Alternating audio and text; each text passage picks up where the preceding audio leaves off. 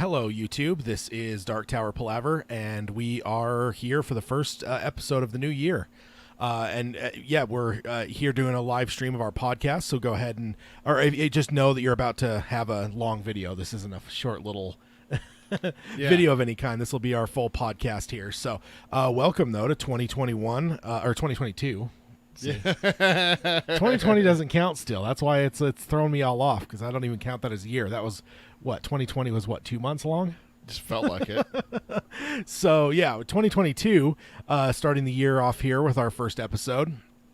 But, welcome everybody that's with here, anybody or everybody that's with us live here in the live chat.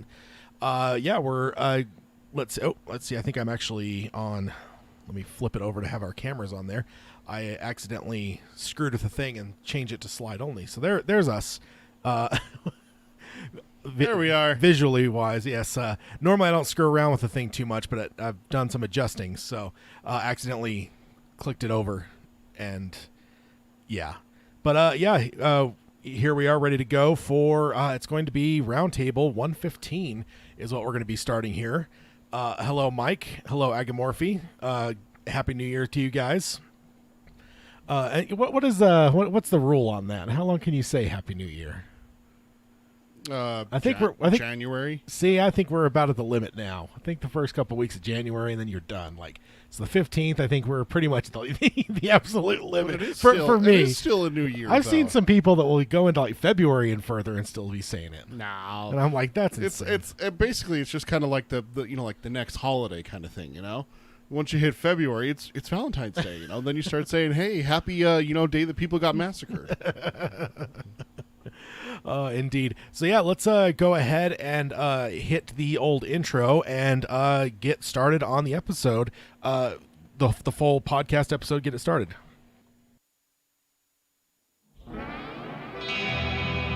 The Dark Tower by Stephen King. The man in black fled across the desert, and the gunslinger followed. Go then. There are other worlds than these.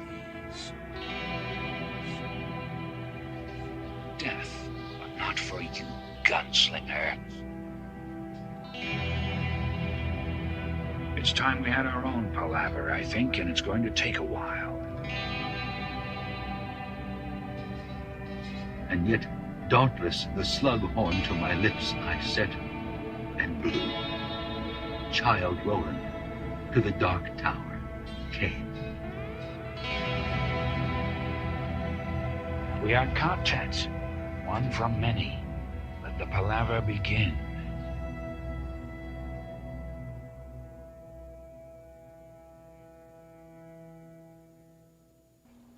Hello and welcome to Dark Tower Palaver. This is our podcast covering Stephen King's magnum opus, the Dark Tower series. My name is Tad. And I'm Peter. I do have to just say there, I love that last little bit of the intro because it sounds like a horn. Yeah. I love that. It's so good. It's so fitting. So, I absolutely love that every time. I just haven't called it out yet, but it is one of my favorite things is that little thing that sounds like a horn being blown because we all know the significance of such things. Mm-hmm. We're here for Roundtable 115, our first podcast of 2022. While we were doing the intro here, we always do a little bit of a extra intro for the YouTube side. Anyone that's on the YouTube side, we have flipped our screens because apparently with the way that we're all positioned and stuff, the way we used to have it it looked like we were looking away from each other, I guess. So we just flipped them so that it didn't look like we were both talking into thin air rather than looking at each other. Yeah. And it's just the screen thing. But it's fun stuff. But let's go ahead and dive into the intro stuff. First of all, I want to warn you guys about spoilers. This is a roundtable, so spoilers for all of the primary books of the Dark Tower series are free game here. They tend to come up, especially really big spoilers.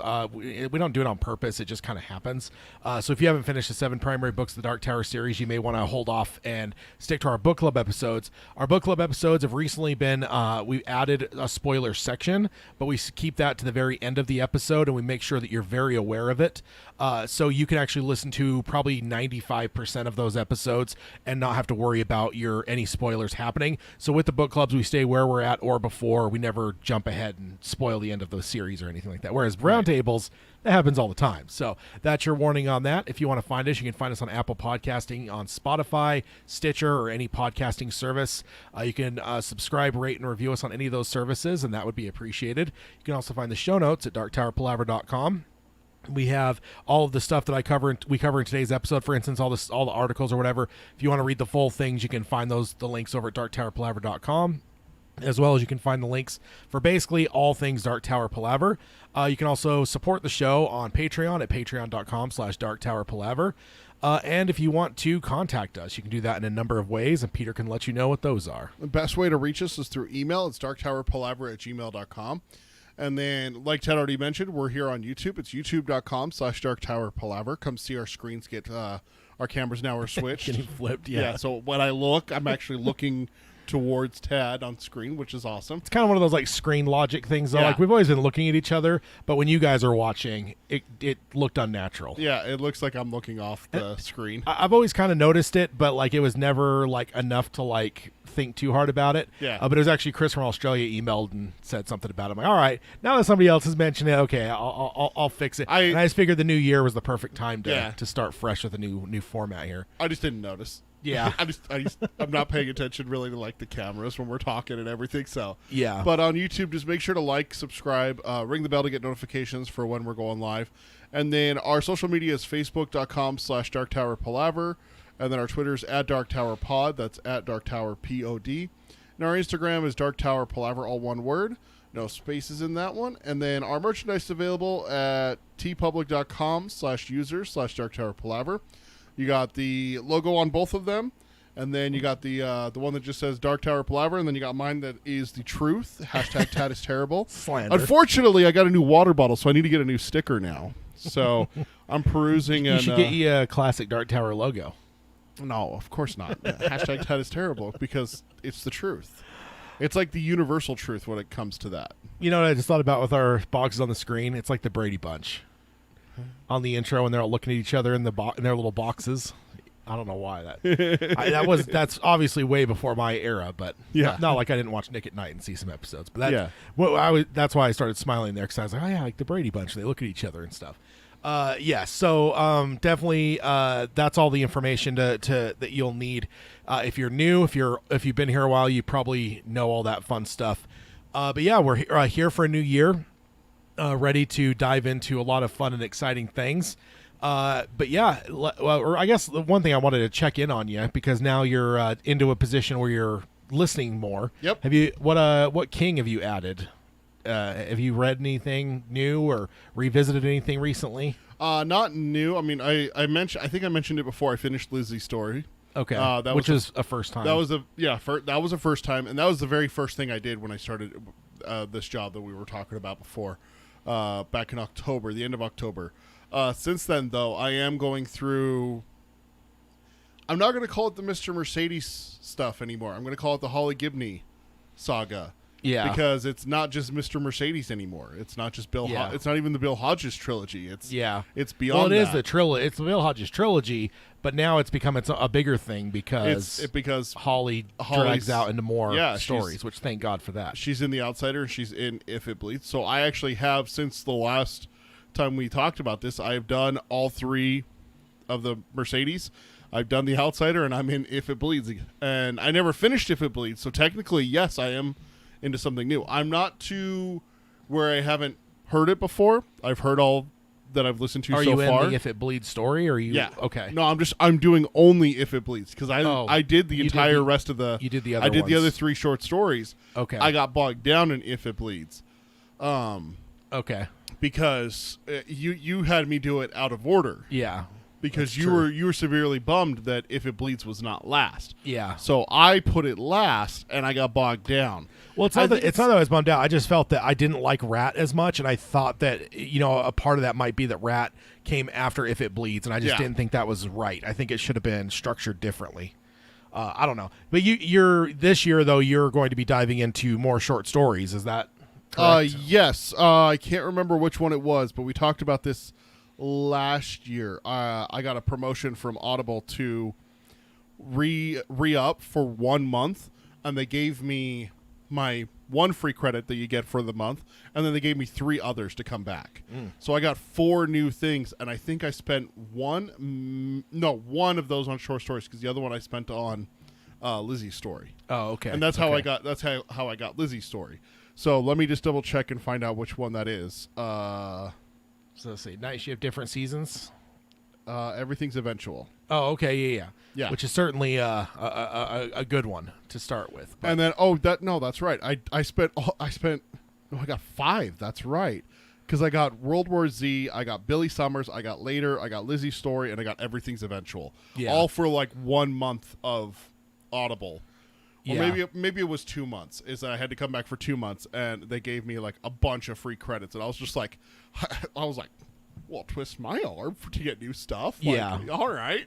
And I actually have 2 credits now saved up, and I gotta say, man, I'm having an internal debate.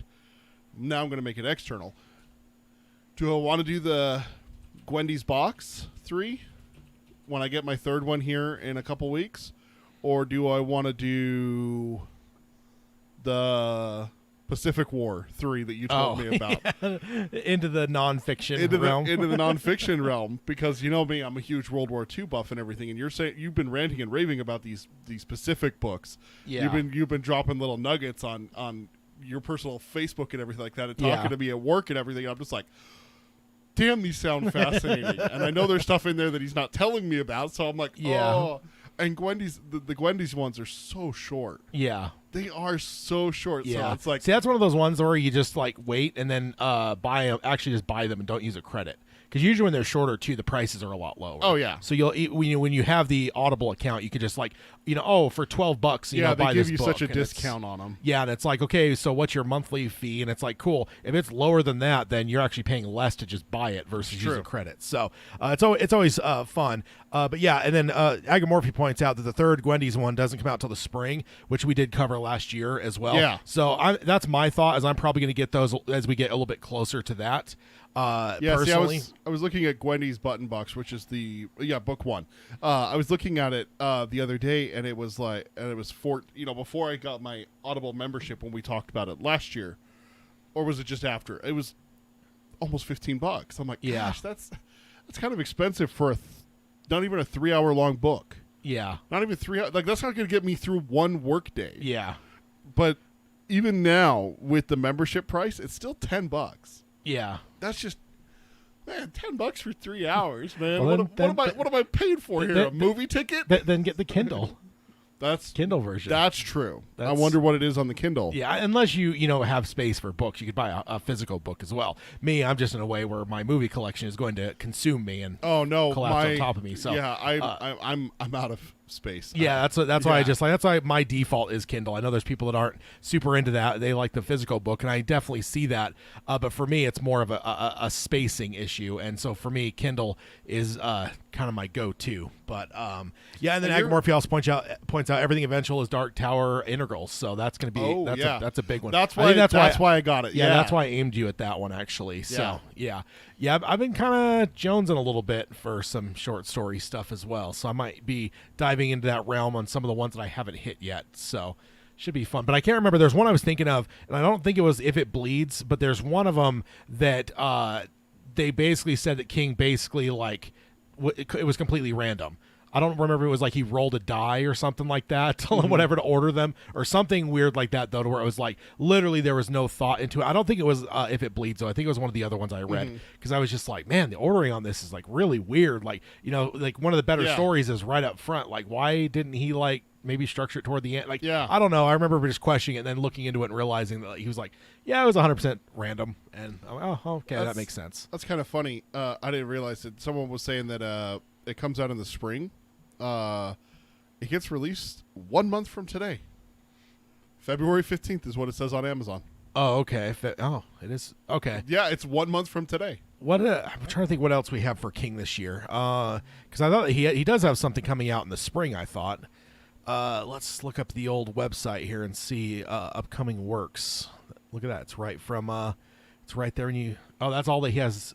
Okay, so he does have something else coming. That's right. I think he mentioned we did cover that, but he said he wasn't ready to reveal what it was. Reveal anything? Yeah. So no details. yeah. So February, not necessarily fall. So it's coming up a lot quicker than we thought. Spring. But yeah, it's not spring. It's only a month, exactly a month from now. It's exactly a month from the day of the recording today. From the so That's 15th. that's kind of funny. Yeah. All right, so let's go ahead and dive in. We got some stuff to cover. Not as much as I would have thought. I guess it is the time of year, though, like over the Christmas break. We're not the only ones that take a break. Most of Hollywood and everything else shuts down during this time of year, too. That's why crap movies get released in January. Although, apparently, from what I'm hearing, there was a really good movie released this weekend, right? Yes, Scream 5. Yeah. Very, very good. Very good. Highly recommended. Yes. We had Matrix last week, right? Or was it the week before? Yeah. Wait. No, Matrix is last year because that was on. Was it? That was part of the HBO Max. Oh, that's it was right. On The HBO release Max. at home. Yeah. It was a release You're right right around Christmas. So yeah. But we are jumping back to December 18th for this first. And this isn't even an article. I'm going to just say right up front and preface it. This is nothing but a Reddit post, so it may be absolutely nothing. Okay. But I have to cover it because it has been sent to us a few times, and I definitely saw it. So, and I titled it "Flanagan Getting Our Hopes Up." And what a picture that I found here for Mr. Flanagan, too. I have to pat myself on the back for that picture there. Yeah. Flanagan, this is from a Reddit post by Bear Jupiter on December 18th, 2021. And this person says, it was a matter of time. Let's see. Yeah, it was a matter of. It was the first time that Flanagan had seen The Shining since the start of the principal photography on Dr. Sleep. The studios had rented out the theater where we were first introduced to Snake by Annie. He says Annie, but it's Snake by Andy in Doctor Sleep. So he did get that a little wrong, but so that's kind of cool. It sounds like they rented out that theater that scene was shot in from Doctor Sleep, and they had a double header of The Shining and Doctor Sleep. Oh, okay. And Mike Flanagan was there. So, and he said that Flanagan hadn't seen Dr. Sleep, or hadn't seen The Shining since they did principal photography, and he hadn't watched Dr. Sleep since the premiere.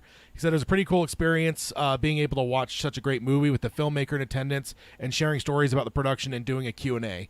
One of the interesting tidbits was that Warner Brothers had so much confidence in Dr. Sleep that they had Flanagan start developing a spin-off called Halloran, which he briefly summarized the plot for when the poster here doesn't actually give us what that was. But I think we pretty much have news on that wasn't going forward anymore. Right. I think pretty much everything that was like Shining related is dead now. Yeah. Including the J.J. Abrams Overlook show that was in development. So, yeah, pretty much everything I think Shining-wise is dead right now. And then the last little bit here is the fun part. He was asked what Stephen King adaptation he wants to do next, and he said that there was one in the works. Really? So Mr. Flanagan has a poker in the fire. But then he says, but he couldn't say more until the next breath where he said that The Dark Tower is the series that would be his dream project. Son of a bitch. Son of a... Oh. So nothing there other than, just could be pure coincidence that he says, I got something in the works. But, it is slightly painful as a Dark Tower fan to have this tease. And that's mostly the reason I'm sharing it. It's just so you could feel the pain as well. Thanks, Ted. Appreciate it. But Hashtag Ted is terrible. See, he just likes torturing me. That's his thing. Oh man. So yeah, that was like I said, a few different people had sent it to me like via Twitter, email, and stuff like that. So it's kind of one of those things where I got to cover it because it is kind of whatever, and it's super exciting. I don't know, outside of like maybe Frank Darabont coming out of retirement, I don't know if there's a better pick in my mind than Flanagan for Dark Tower. I mean, of course, Glenn Mazzara. There's a lot of people that are still pretty bummed about all that, but like, I don't know, man. I'm so in love with what Flanagan's done, not just in the King universe, with probably the most difficult challenges up to this point. Yeah. In terms of adaptation wise, and he knocked him out of the park. But also, even like Midnight Mass, dude, that is so Kingian. It's like it's a King adaptation that's based off a King book that hasn't been written. Oh, really? Like, it's 100%. It feels so King that it's like. So what King needs to do is he needs to write the book for Midnight Mass. Yeah, because it's pretty much may as well be a King book. So for me, it's super tittillating, the idea of it. I'm not going to hold my breath because, having hope is a dangerous thing, as Red taught me. No, yeah, it's definitely one of those things, especially for us Dark Tower fans, is not to get our hopes up to, Flanagan says his dream project would be the Dark Tower, and then he also says right before that he's working on something. We've had this. We've been there. We don't want to get our hopes up. So, yeah, definitely understand where you're coming from on that. But I'm with you. Flanagan is my top. Yeah. For King right now. Yeah. So I don't know. That sounds like a lot of fun to have been in that. Can I comment on one thing on this picture here? Is he wearing a damn Walkman? No, it's the radio okay. for set. It looks like a freaking Walkman or a Discman or something. Those are like old school headphones looking things. I think I had a pair of those headphones when I was in the 90s, when I was in junior high. Yeah, no, it's like what like people that are doing stuff would do. They'd usually wear it like on their six, like right at the back of their whatever. He's just got it there. I'm sure it's in his pocket as well, like clipped to the pocket hanging on the outside of it. Yeah. But no. It just gives me like Walkman vibes. You got like the block on the side and then the wired headphones. Yeah, those headphones definitely look old school. They don't. You had a pair of those type of headphones, right? Yeah. Yeah, definitely. I mean, yeah, those are like the earliest ones that you would have had like in the early and mid 90s. Those are like the ones that came with your little Walkman. Your little portable CD player. Yeah, exactly. Yeah. Oh man. So yes, that's a little bit of a tease from Mr. Flanagan there, and I don't know if he did it on purpose or if it's just kind of one of those things where he's like, "Hey, I've got something in the work, I can't say anything about it." Yeah. But to answer your question, I don't know how he phrased it, but it's like, ultimately to answer the person's question of what would be your dream project to then answer the Dark Tower. But the fact that those two things are answered the way that they were is very annoying.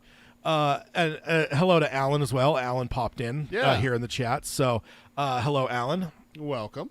We were just talking about the intro and loving the end of the intro and how it sounds like a horn, which is very befitting of the Dark Tower. It's one of my favorite little elements of the intro there is listening to the horn at the end there. But yeah, that's it for that little tease. As I said, I ultimately wanted to cover it and it makes sense to cover, but there isn't. I can't lie and say there wasn't some element of joy that it would hurt you a little bit. Oh yeah. So jerk. Yeah. Okay, so next up, this is a fun little list, and I think we've kind of alluded to some of this stuff in the past. Mm-hmm. And it's an article where it's like it's a list, and it's basically a top 10, but it's 5 King novels that need a movie adaptation and 5 that are due for a remake. And I think the remake thing is a thing that we've talked about a bit. We're like, a lot. There's one on here that's like I've mentioned multiple times should probably be remade. So let's go ahead and cover this. This is by R.A. Daunton from CBR on December 19th, 2021. And see, that just throws me off even more is the fact that I'm still covering things from 2021. It's just going to jumble my head even more. Luckily, it's the 21st century. You don't have to write dates as much as you used to, Maybe in certain things you do if you have to like sign contracts or whatever. But for the most part, I don't even really deal with dates in my day-to-day life that often. I had to sign something yesterday, and I made myself slow down. 1/14/22. Yeah. And then still at the end I went, is that right? Yeah, that's right. So we're starting off here. It says, with a career spanning over 55 years, Stephen King and cinema go hand in hand, and it's easy to see why. Stephen King has a bibliography of novels, short stories, and collections, or short story collections and novellas, comic books, numbering well over 75, with many of these projects being turned into motion pictures. And I'll say he's not given King credit here. 75 is the number of novels.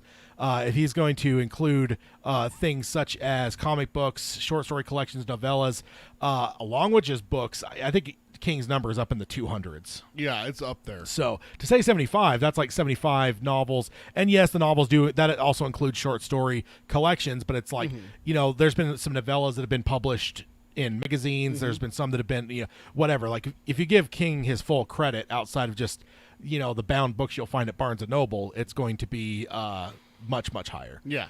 And it says with a few of his adaptations have gone down as some of the greatest ever made. Recent successes with remakes such as It and Pet Sematary have Hollywood buzzing around King once again. Interesting. He says the success around the remakes like It and Pet Sematary. Didn't Pet Sematary flop hard? No. Oh, it didn't? No, we covered that when we were talking about this new prequel they're doing. Is the fact that in one of those articles it mentioned that it was actually a financial success. I think critically it wasn't as beloved. Gotcha. But in terms of finances, it actually did well enough. So, All right. yeah, which makes sense why they're doing this prequel or whatever it is that has John Lithgow's character Judd. I can't remember. We covered who's playing him. It's a younger guy, Yeah. so it's probably a prequel. Who knows if it does any kind of crazy bouncing around. But yeah, so then it says, while there have been top quality movies, some have been objectively better than others, and many are well and truly due for a remake. On one hand, there are still many quality works within the author's back catalog that are still need to be tapped into. And now, off the top of your head, what have you read anything that maybe either hasn't been adapted or hasn't been done well? Like, in your mind? I mean, Talisman. I mean, Okay. how the hell is that not a movie or a miniseries? That's because Spielberg's been sitting on it for 30 years. I mean, luckily now it's moving forward. Yeah. But yeah, that's it's pretty much Spielberg is the main reason. If not for him grabbing that before it was even published, I believe. I think it probably would have been made years ago, which maybe that's a good thing because Yeah. I can't imagine that it might be better now than it would have been back in the day. I just started watching based on some stuff online. I started watching the show ER from the 90s. I mean, Yeah. I was like, I can't remember how old I was. I must have been like 8 or 9 when that first came out, so it's like not something I would have watched then. I wasn't the age to like care. And then apparently it had a big boom when it got put on Hulu back in 2018, and I missed that. So then recently I was like, you know what? Somebody was talking about it, and I was like, I'm just going to try to watch it. And one thing I will say, man, and this is from the 90s, is child actors suck, man. Yeah. There are not many good child actors. Like, I would say now we're probably in a golden age for child actors. Oh, yeah. Like the skill level that the child actors have now, even just think of what we've seen in King's works over the last 5 years. We've seen some pretty brilliant work by a lot of young people. And when you watch things like ER or things in the 80s, Drew Barrymore didn't do bad in Firestarter. But she did what she could with what she had. Yeah, but ultimately look at a lot of stuff from the 70s or 80s and stuff that kids can be real. I mean, and it's fine, right? They don't have a lot of life experiences and stuff, whatever. I'm not trying to shit on kids, but I'm just saying that kids today are doing way better acting than kids did back in the day. So I kind of wonder if something would have come out sometime between 84 and call it 94 in that first 10 years after the book came out, even if Spielberg is involved, if he wasn't directing, I would kind of be worried that would it have come out and just been kind of a middle of the road or just straight up cheese ball now that's really hard to watch. So honestly, maybe it's a good thing maybe that didn't. Didn't. I got it pulled up here. I didn't want to interrupt. Jackson White is playing Judd Crandall.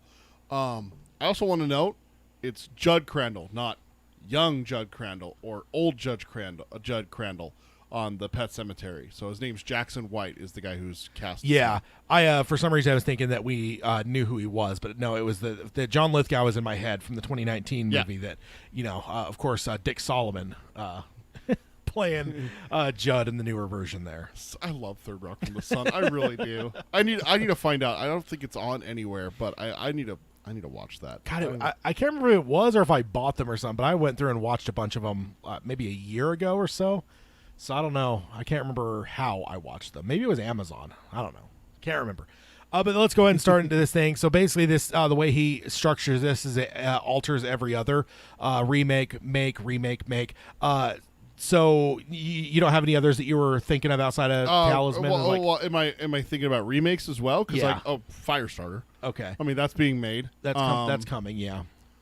I mean, I'm gonna cheat the slide here. Cujo's well overdue for a remake, and that's the one that I've called out a number of times. I don't know how we don't. I don't know how we don't have a remake of that, because that is a terrifying simple premise. Yeah. To put a woman and her child against a rabid dog. Yeah. Like, that's just, me and you are both terrified of rabies. Like, yeah, I mean it's like it's I didn't I always appreciated rabies as being scary, but when you get older and you actually look at like the shit that goes on with rabies, if it's undetected and it gets to a certain point, it's 100% fatal. Yeah. 100% in humans. Yeah. Like, if you go to a certain point in the disease, like if you cross that line, That's it. You're dead. All There's they can, nothing. Yeah, all they can do is make you comfortable. Make you come. Yeah, it's one of those things. And you're It's- not going to be comfortable. And you're not. It's a terrifying disease.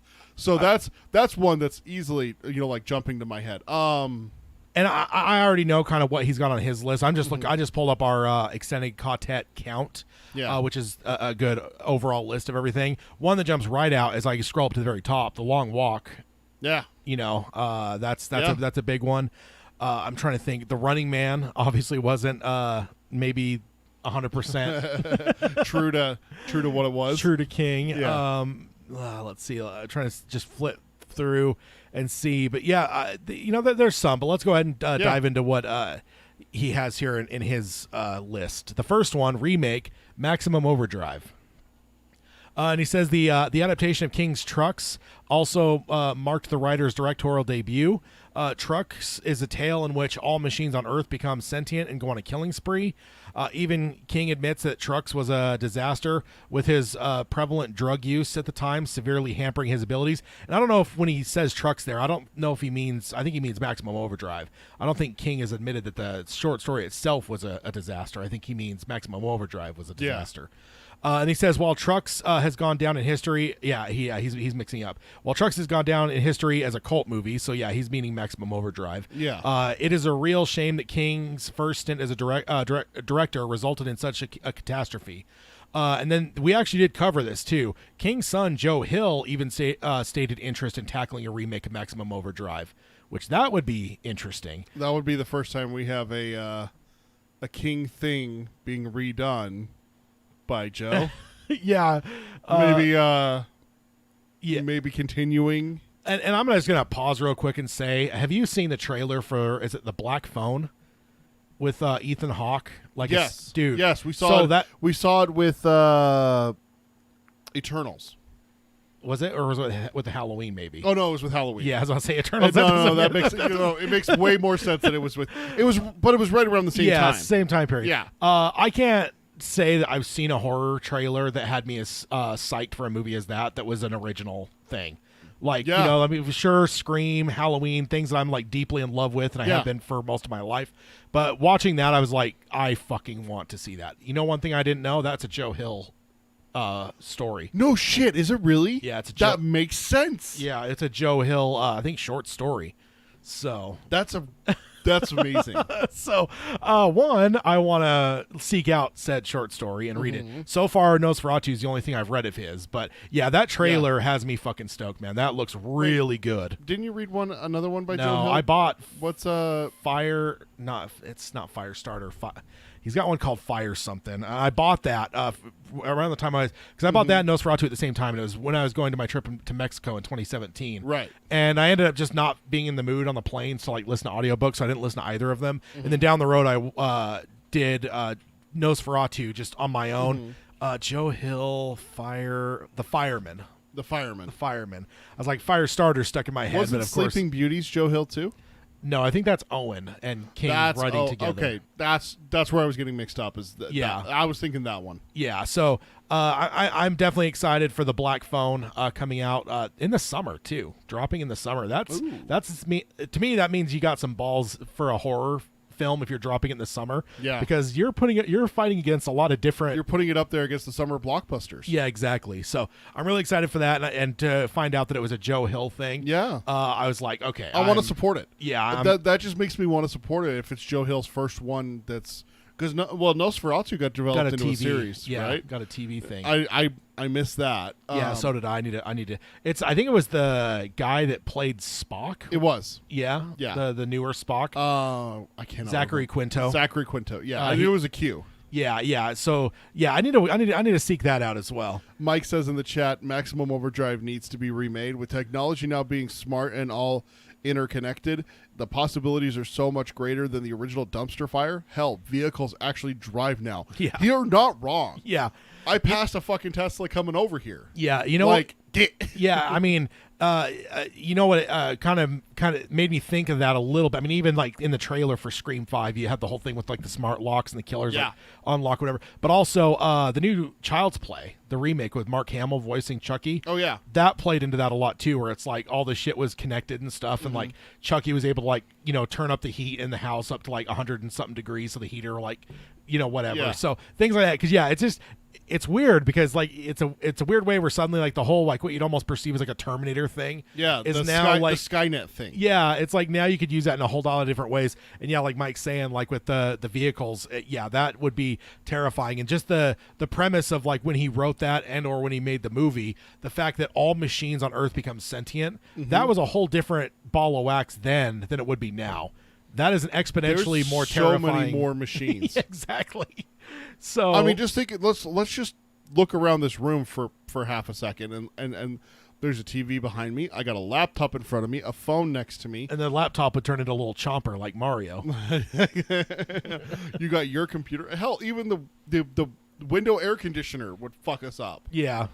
It's a terrifying thing. I mean, I got smart bulbs. Oh, that's true.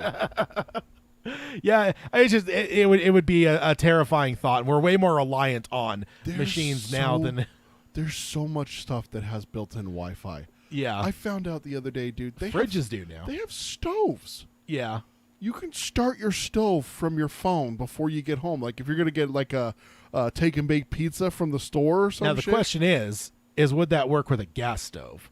Because if so, then you're courting disaster. Yes, I'm pretty sure. Yes, that's the terrifying thing, dude. Oh man, but yeah, I think that'd be a cool one. And like I said, like this thing pointed out that I had kind of forgotten about a little bit. But we covered it last year.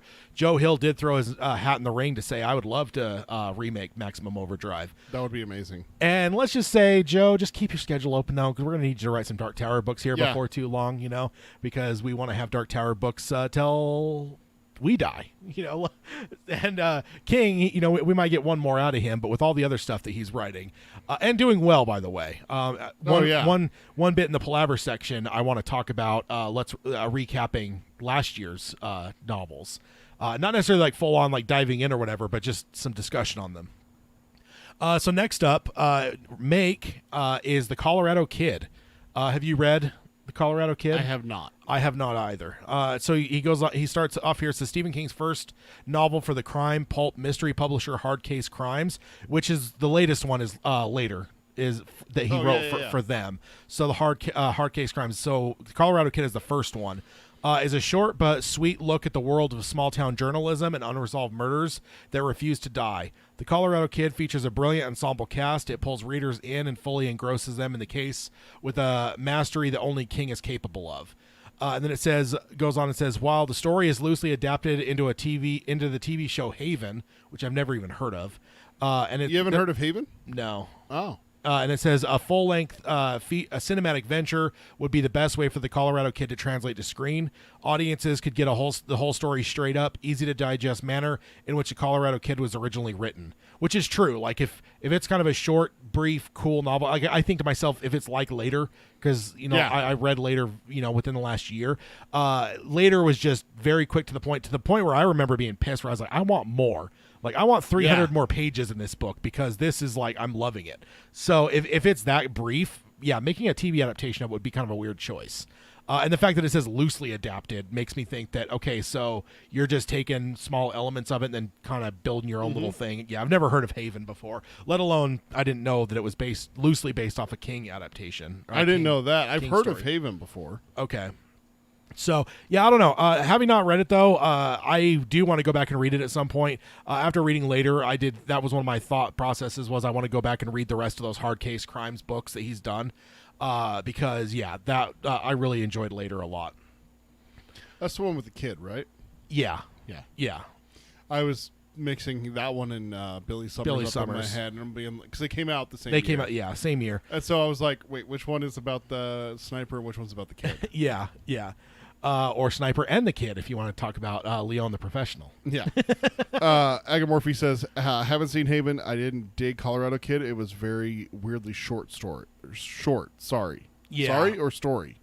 Yeah, and like that, like we alluded to it earlier with the Gwendy's stuff. Is like I do find that because I spend so much more of my reading intake is spent with audiobooks, shorter stuff is a lot harder for me to justify. So I do need to get into the habit of just like buying like a Kindle version and reading it that way. So I'm seeing the Kindle versions are more expensive than the audiobook even with your membership, because I just looked up Gwendy's. It was $15 for the Kindle. Yeah, and it was only 10 for the. Yeah, but so, I mean, let's be fair though. It's gonna take us a lot longer to probably get through the Kindle version than just listening to it. I know. True. Oh, yeah. Agamorphy clarified. Short story. Yeah, that's what he was trying to say. Okay, gotcha. So the next one he's got here is remake The Lawnmower Man. I've never even heard of this one. Really? Never heard of the movie The Lawnmower Man? No. Oh, wow. Yeah, this is definitely a kind of a bigger one in King's realm.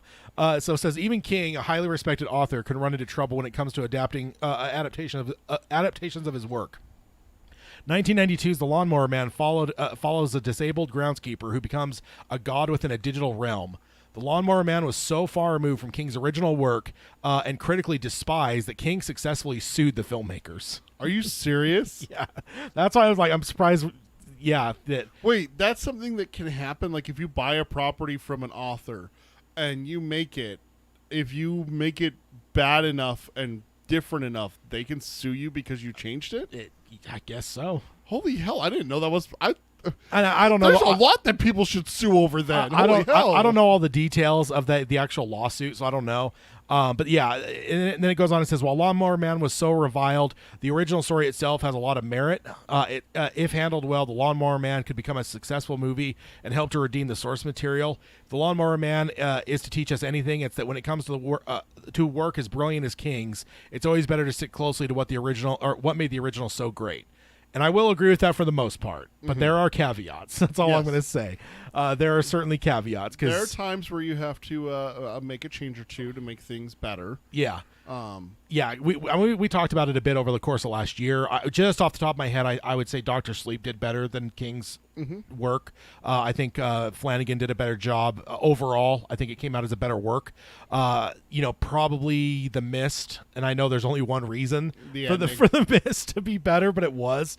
Darabont did better also with The Shawshank Redemption. I think that's better than King's work. Yeah. Green Mile, I think that's a push. I think those are both pretty well. They're so good. Yeah, they're both, and I'm not talking shit on The Mist or Shawshank or Rita Hayworth and Shawshank on King's side. I'm just saying I think what Darabont did with both of those stories is better than how King did it. Yeah, like even things like the Warden. The fact in the novella you got multiple wardens, but the fact to bring that down to one character and make him, we brought this actually up. We actually talked about this during because I actually was watching some people watching Shawshank for the first time. Oh, okay. And some of the reactions people had to it, I threw out the question of is Warden Norton at least in the same ballpark as Mrs. Carmody? No.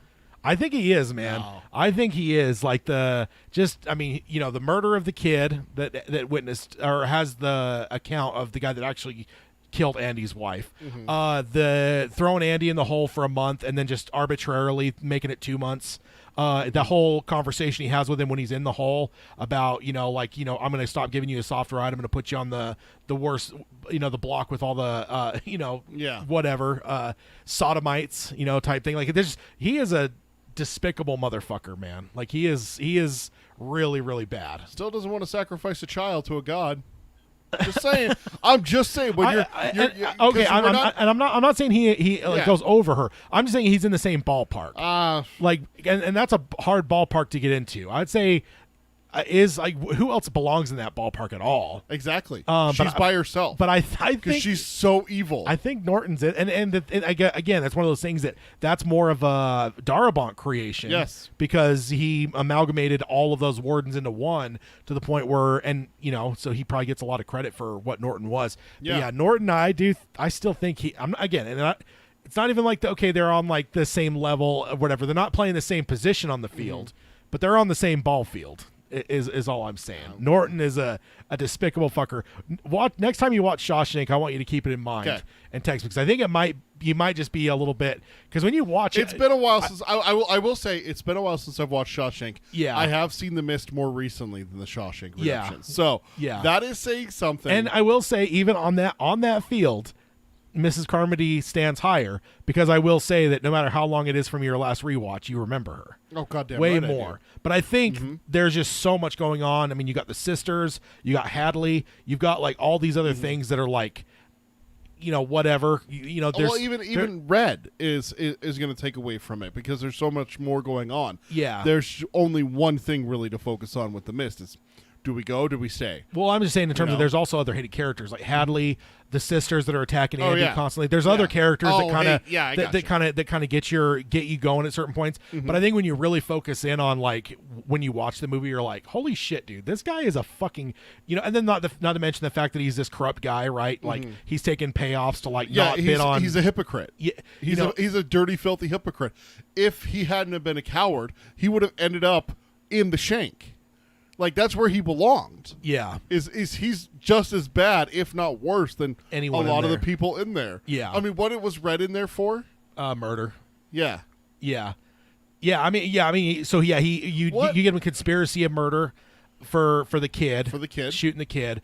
But he ordered it. But yeah, that's why it'd be conspiracy. It would be conspiracy because he didn't pull the trigger. Yeah. But what I'm saying too is also like, that would there's be... the point when they're doing they're taking the prisoners out to do work and stuff. Yeah. There's that guy that's like, oh, here's my wife made you this pie. I can't bid against you because you got free labor. Like, I need this job. And then he looks into the pie and there's like a envelope full of like money. Yeah. So, I think my prisoners are working on another project that day. So it's just he's getting bought off. He's corrupt as hell. Yeah, he's corrupt as fuck. So and then he's all religious and like holier than thou and like Christian, like trying to be like, no, you did wrong and you have to pay the price. It's like fucking hypocrite. What's his first line? Something like the only rules is or he says there's a lot of rules, but he says the ones I'll mention now are don't take the Lord's name in vain. And then like something about I'll give you discipline as well, but it's like that's like one of the only things he says. So like he comes off as this super religious whatever, but then he's just like corrupt and evil as fuck to the point where again having someone murdered I think is probably the height of his evil. But yeah, Mrs. Carmody again, I'm not gonna negate her evil by saying that he tops her by any means, because that doesn't happen. But a little bit of a tangent there, but it's what we do. It's definitely a fun discussion because, as I was watching these reactions of these people that were watching it for the first time, dude, there were some of them were getting really fucking heated at Norton. I was like, I could see it because as I was watching them react, I'm like, okay, I could see why you're reacting the way that you are because he is fucking terrible, man. And you almost wish that he, didn't take the coward's way out too. That almost makes it bad too, right? Mm-hmm. He kills himself, so he gets out from any, like whatever. That's bad person. Yeah. Okay, so tangent aside, next one. Make Billy Summers. Oh, so yeah. 2021 has been an incredible year for Stephen King fans. King has released 2 brilliant career-defining novels, Later and now Billy Summers, widely regarded as one of his best works in the modern era. And that's an interesting thing because I guess I haven't really thought too heavily about where the last 2 books that he wrote rank. But this, it sounds like there's a lot of people that are loving them and ranking them pretty highly, which again, in the Palaver section, we'll have a little discussion on that. Okay. Billy Summers tells the story of a titular hitman as he takes up writing his memoirs while waiting to assassinate his next target. Filled with all the suspense, character study, and emotional engrossing relationships, Billy Summers would make a perfect film given the right cast and director. Where Billy Summers really succeeds is in how well King gets inside the head of the main character, and if that was to be pulled off successfully in an adaptation, it would make for one fine movie indeed. Oh yeah, and I agree. And I can't remember if we have anything written or like in a deal in place for Billy Summers yet. It seems like anymore, like before, in some cases, like the Institute got nabbed for a film rights before it published. Yeah. I think it was like a week before it published. It got picked up by some studio or whatever. So it kind of makes I'd find it hard to believe if Billy Summers doesn't have a deal. If we haven't heard about it yet, I would bet that maybe something does exist. We just haven't heard anything yet. It doesn't look like there is. I just Googled it just to see. So nothing announced, but I don't know. I find it hard to believe that it's not at least someone doing some work to potentially get it locked down. There is an article about who King thinks would make a perfect Billy Summers, if you want me to cover that real fast. Oh, yeah? While we're on the subject. This is from Looper.com back in August of 2021. I don't even know how I picture Billy Summers. I mentioned it on the show before. Sometimes with characters, I like have a sense of them, but I don't really like put a face on them. Sometimes I do, sometimes I don't. I don't think I really put a face on Billy that much. What does King say? King thinks Jake Gyllenhaal. Oh yeah, I think I actually remember seeing that. Well, sign me the fuck up, man. This is the quote. Because honestly, he's one of the better actors right now. He's a fucking brilliant actor, and I think he gets the credit he deserves. But honestly, maybe not, because he deserves a lot of credit. Interesting that you say that. Here's the direct quote from Stephen King in the article. Well, given his age, which is probably mid-40s, there's a lot of actors that could do that part very well. I think maybe the most underrated actor working right now is Jake Gyllenhaal, and he'd make a wonderful Billy. Oh, yeah. That's interesting that you were saying. You said that without even, like, I'm reading this article, not you. That's interesting that you would say that here. Yeah, because I think he gets. I think ever since Nightcrawler, I think a lot of people have given him the kind of at least close to the credit he deserves in terms of what he does as acting. Have you watched Nightcrawler? Yeah, I hated it. You know, do you remember why I hated it? It's just so unsettling. It feels like you're in like a bathtub of like worms. Yeah, like you just feel creeped out the whole time. Do you remember why I hated it? You don't remember me talking to you about it? No. There's no one to root for. Yes. It's the only movie I have ever seen in my life where I have no one to root for. Yeah. Go watch Nightcrawler and tell me who I'm supposed to root for. Who's the good guy? Where's my is it antagonist? Protagonist. No, protagonist. Yeah, good. Who's my protagonist in Nightcrawler? Because I can tell you right now, the three characters that pop into my head are vile, disgusting worms, like you said. Yes. There is no good guys or gals in that movie at all. Yeah. And I hate it. I hate thinking about it. That movie drives me nuts. But he did such a good job. He did a fantastic job. He was an amazing character. Yeah, and but that doesn't mean that I enjoyed it. You know? His sister's great too. That's a great pair there when it comes to siblings for acting wise. Like sometimes you have like a sibling pair and like one's like really really talented, and the other's like they're all right. But like I think both he and Maggie are both like fucking they're really talented. Because obviously probably one of her biggest turns for a lot of people would have been The Dark Knight. Yeah. Which was a brilliant casting change. Yeah. Because I hated the one that was playing her the first one. Katie Holmes. Yeah, I was not a fan. The only one that comes close to like being as like fist pump for me for casting change was War Machine in the MCU. Oh, Don Cheadle? Yeah, Don Cheadle. Like that was such a massive upgrade. Dude. I literally just rewatched Civil War, so the whole Tony Stark. Yes, yep. Yeah. Thank you for that. I love his delivery with that whole scene. Yeah, they need to George Lucas that and get him into the first Iron Man. Oh, they should. Of course, I'm only joking. It's like Terrence Howard's not terrible, but Don Cheadle's a massive upgrade. Yeah, it's like. You know, this steak from Walmart's okay, but when you go to Texas Roadhouse, all of a sudden you're like, yeah, this is better. Yeah, Ruth Chris or something. It's like, go to like one of those really like fancy places. Yeah. You're like, yep, this is better than the one I made at home. Yeah. Absolutely. Yeah. Or the steak you got at Denny's. Oh, God. Was it Parks and Rec when he goes to like a diner and orders a steak? He's like, why would you call this a steak? This isn't a steak. So the next one, of course, is the one that I've been pounding the drum for a while now. Remake Cujo, because of course we need another. We need a truer adaptation of the beast that is a Saint Bernard. That's all I'm saying. You stop slandering my dog, all right? I love Saint Bernards. I'm gonna have a Saint Bernard before I die. They're slobbery monsters. That's all I'm saying. Exactly. I love it. So it says when Cujo while Cujo has had some degree of a reevaluation by critics and audiences in recent years, becoming a bona fide cult and horror classic. Much more could have been done with a new adaptation. The original movie, while fairly faithful to the source material, did miss the mark in really delving into the mind of the rabid, once lovable dog. Instead of depicting the dog as a monstrous killer like in Cujo, a remake could give the audiences a look at the struggle within the titular dog. Utilizing King's impeccable character writing within the novel would give a new film an extra element of gut punch, emotional investment instead of just an all-out terror. And of course, you can go, true to King's ending as well. Mm-hmm. Go ahead and kill Tad there. I'm okay with that. Hashtag Peter is terrible. Nah. Wanting a child to die. Nah. Wrong Tad. Oh, yeah, I would love to, because I just think that, like, whereas, like, for instance, I feel like, because in my mind there's just certain ones, like, I never want to see touched. Like, don't even ever consider Shawshank Redemption. Or Carrie. Carrie's already been done. But, like, Misery, another one. I think Misery is near, at least in the same realm of what Shawshank is for perfection. It's just a perfect fucking movie. Green Mile. Don't touch that. Green Mile. Yeah, Don't there's just touch certain ones. It's just like, no, even if you were just like, absolutely wanted to just cash in, like there's better ways to go. But Cujo is just in one of those realms where it's like, grew up loving it and stuff, but I just think that you can do better, and it's just kind of like it was, and like what we were talking about, toward the earlier era of our show when it was still just a dream of getting another version where it was just like, the Tim Curry one's not terrible, like there's some elements of it that are terrible, but it just overall, outside of Tim Curry, the rest of it's just kind of forgettable.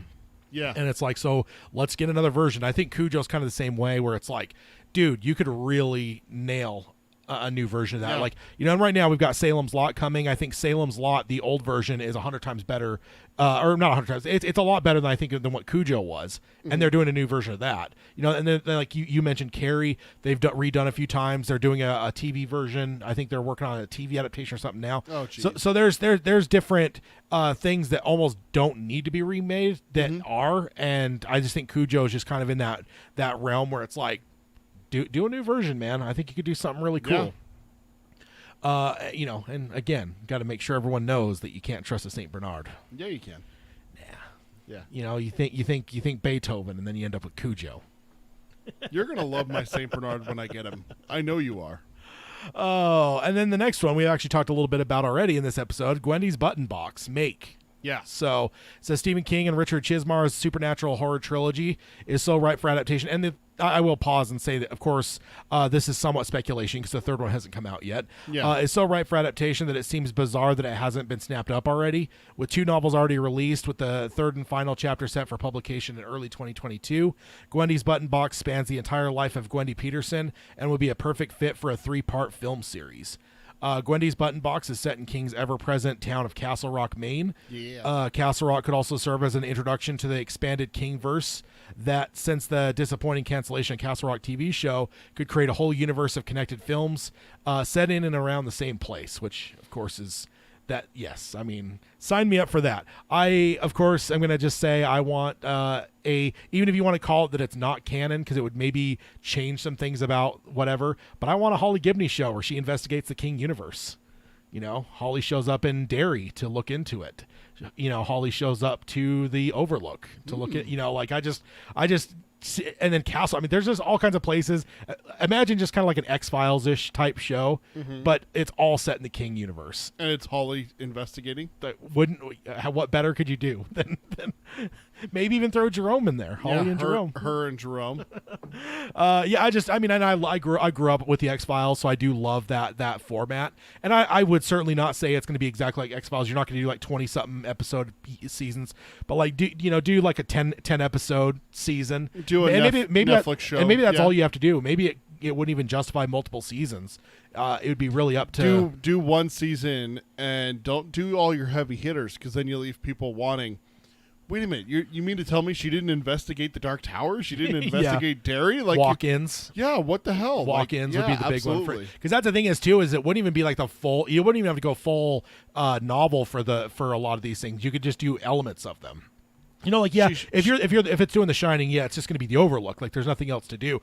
But if you're doing the Dark Tower, there's a few different things, walk-ins, you can do like, Loman. Look at, Loman. It could be Loman. You could also. You have Loman abducting people. What are these creatures that are abducting people? She gets wind of people with animal heads. Yeah. abducting people. Yeah. You know, it's like, wait, what the hell is this? You know? Disappearing cocaine on an airplane. Yeah. I mean, that would be a time different in terms of time era, but maybe she's investigating it from a historical perspective of like trying to look into it and figure out. I don't know. Just who knows? There's all kinds of possibilities, and I just think that like a free flowing King adaptation would be amazing. And you know, he's kind of alluding to it in this article here in terms of like a Castle Rock thing, which would certainly be a perfect place to start. Kind of a shared thing that expands of the whole King verse. Yeah. But my idea though is just let Holly loose on the whole thing there. I think that'd be great. All right, so then next up, remake, Children of the Corn. Yeah. Let's see. Oh, and what did I miss in the chat here? Alan says it also brings stigma to animals. Are we talking? Oh, probably about Cujo. Cujo. Yeah. So Children of the Corn says Fritz Kirsch's original 1977 Children of the Corn is a bona fide horror classic.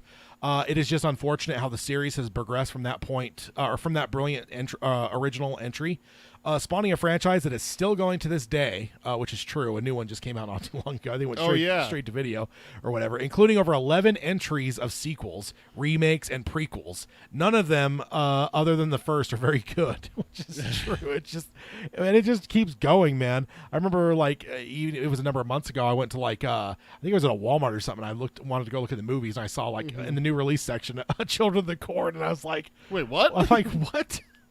It says a remake or even a reboot-quel, which I think the proper term there would be requel. Requel. You know, Okay. Reboot sequel thing. Such. But is that what like what Halloween did? Yeah, exactly, exactly. Requel is, but he tried to put boot in there as well, or he tried to, reboot quill is what he tried to do, but no, it's just requel. That's the proper term. I like it. I like it. And then he says, such as we have seen with the great successes with Halloween, so just as you said, Thank you. Could just be the thing needed to revitalize this flailing franchise. A new entry of Children of the Corn in the hands of a competent cast and crew could be just the ticket to save this series from a straight to streaming bargain bin hell it currently languishes in, which is exactly right, dude. It's bad. Like, I remember the original. Like, I grew up watching it, and I'm sure I probably rented and watched some of the sequels. But the original is Linda Hamilton, right? Yeah. Okay. But the original, it's a classic, and it just keeps going. It's like, Is that Malachi? Is that his name? yeah. Ugh. I don't like that name. Yeah.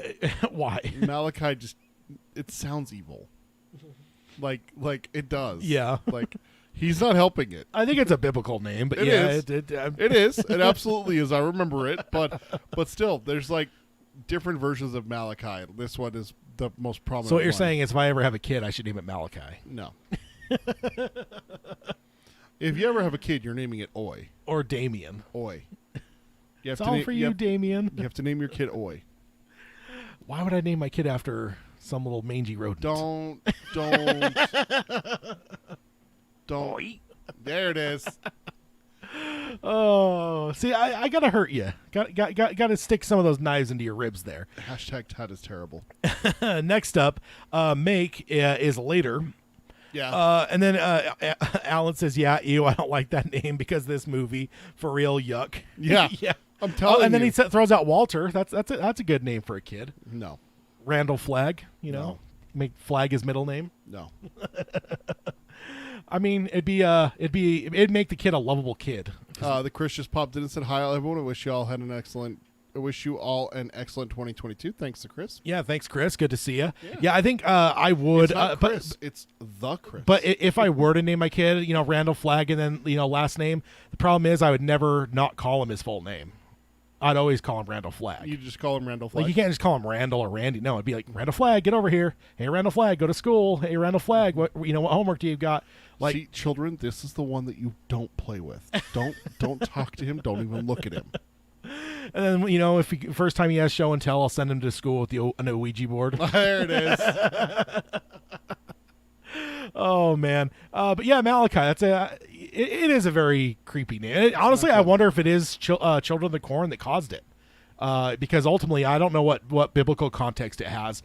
But I wonder if the Children of the Corn is the primary reason that most of us have an association with it that makes it like evil or creepy or whatever. I don't know. Yeah. With later. It says the first book released by King in 2021. Later had received widespread critical acclaim from both critics and audiences alike, and has already gone down as one of, if not the best novel he's published in years. Which again, I want to talk about that a little bit later. So just clock that away in your head. Okay. Telling the story of a young boy who can see and communicate with the dead. Later is equal parts supernatural horror and detective mystery yarn. Just begging for a film adaptation. Later features all the best elements that have come to define King's work, from the focus on a young protagonist with a special power to an author, to how the author manages to make the reader truly care for the characters. Later is King at his absolute best. And I'm going to say, this is one that I would say, go series. Yeah. Because, again, when I was reading Later, I was just watching the counter going, oh, no, there's only 2 hours left. No, No, it's too short. It should be 12 hours left. I Yes. want more of this book. Like, I really just wanted it to keep going. Hook it to my vein. Yeah, so let's just make this a fucking series, man. Yeah. Because, like, just everything that's about this book, like, is something you could easily stretch this into more. Oh, yeah.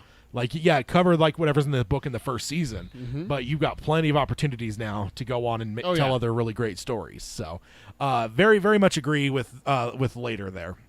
And then a remake, The Dark Tower. Okay. He says only released back in 2017. The Dark Tower unfortunately failed to connect with audiences in a way that we had hoped, receiving almost universally negative criticism. In terms of its in-universe continuity, The Dark Tower is arguably King's most beloved and important work. The Dark Tower series deserves much better. He says whether or not The Dark Tower gets its planned sequels still seems to be up for debate, which no, it's not. It's never going to happen. Like, That's dumb. Yeah, 2017 Dark Tower, that is a dead thing. So I don't know. That is deader than Randall Flagg.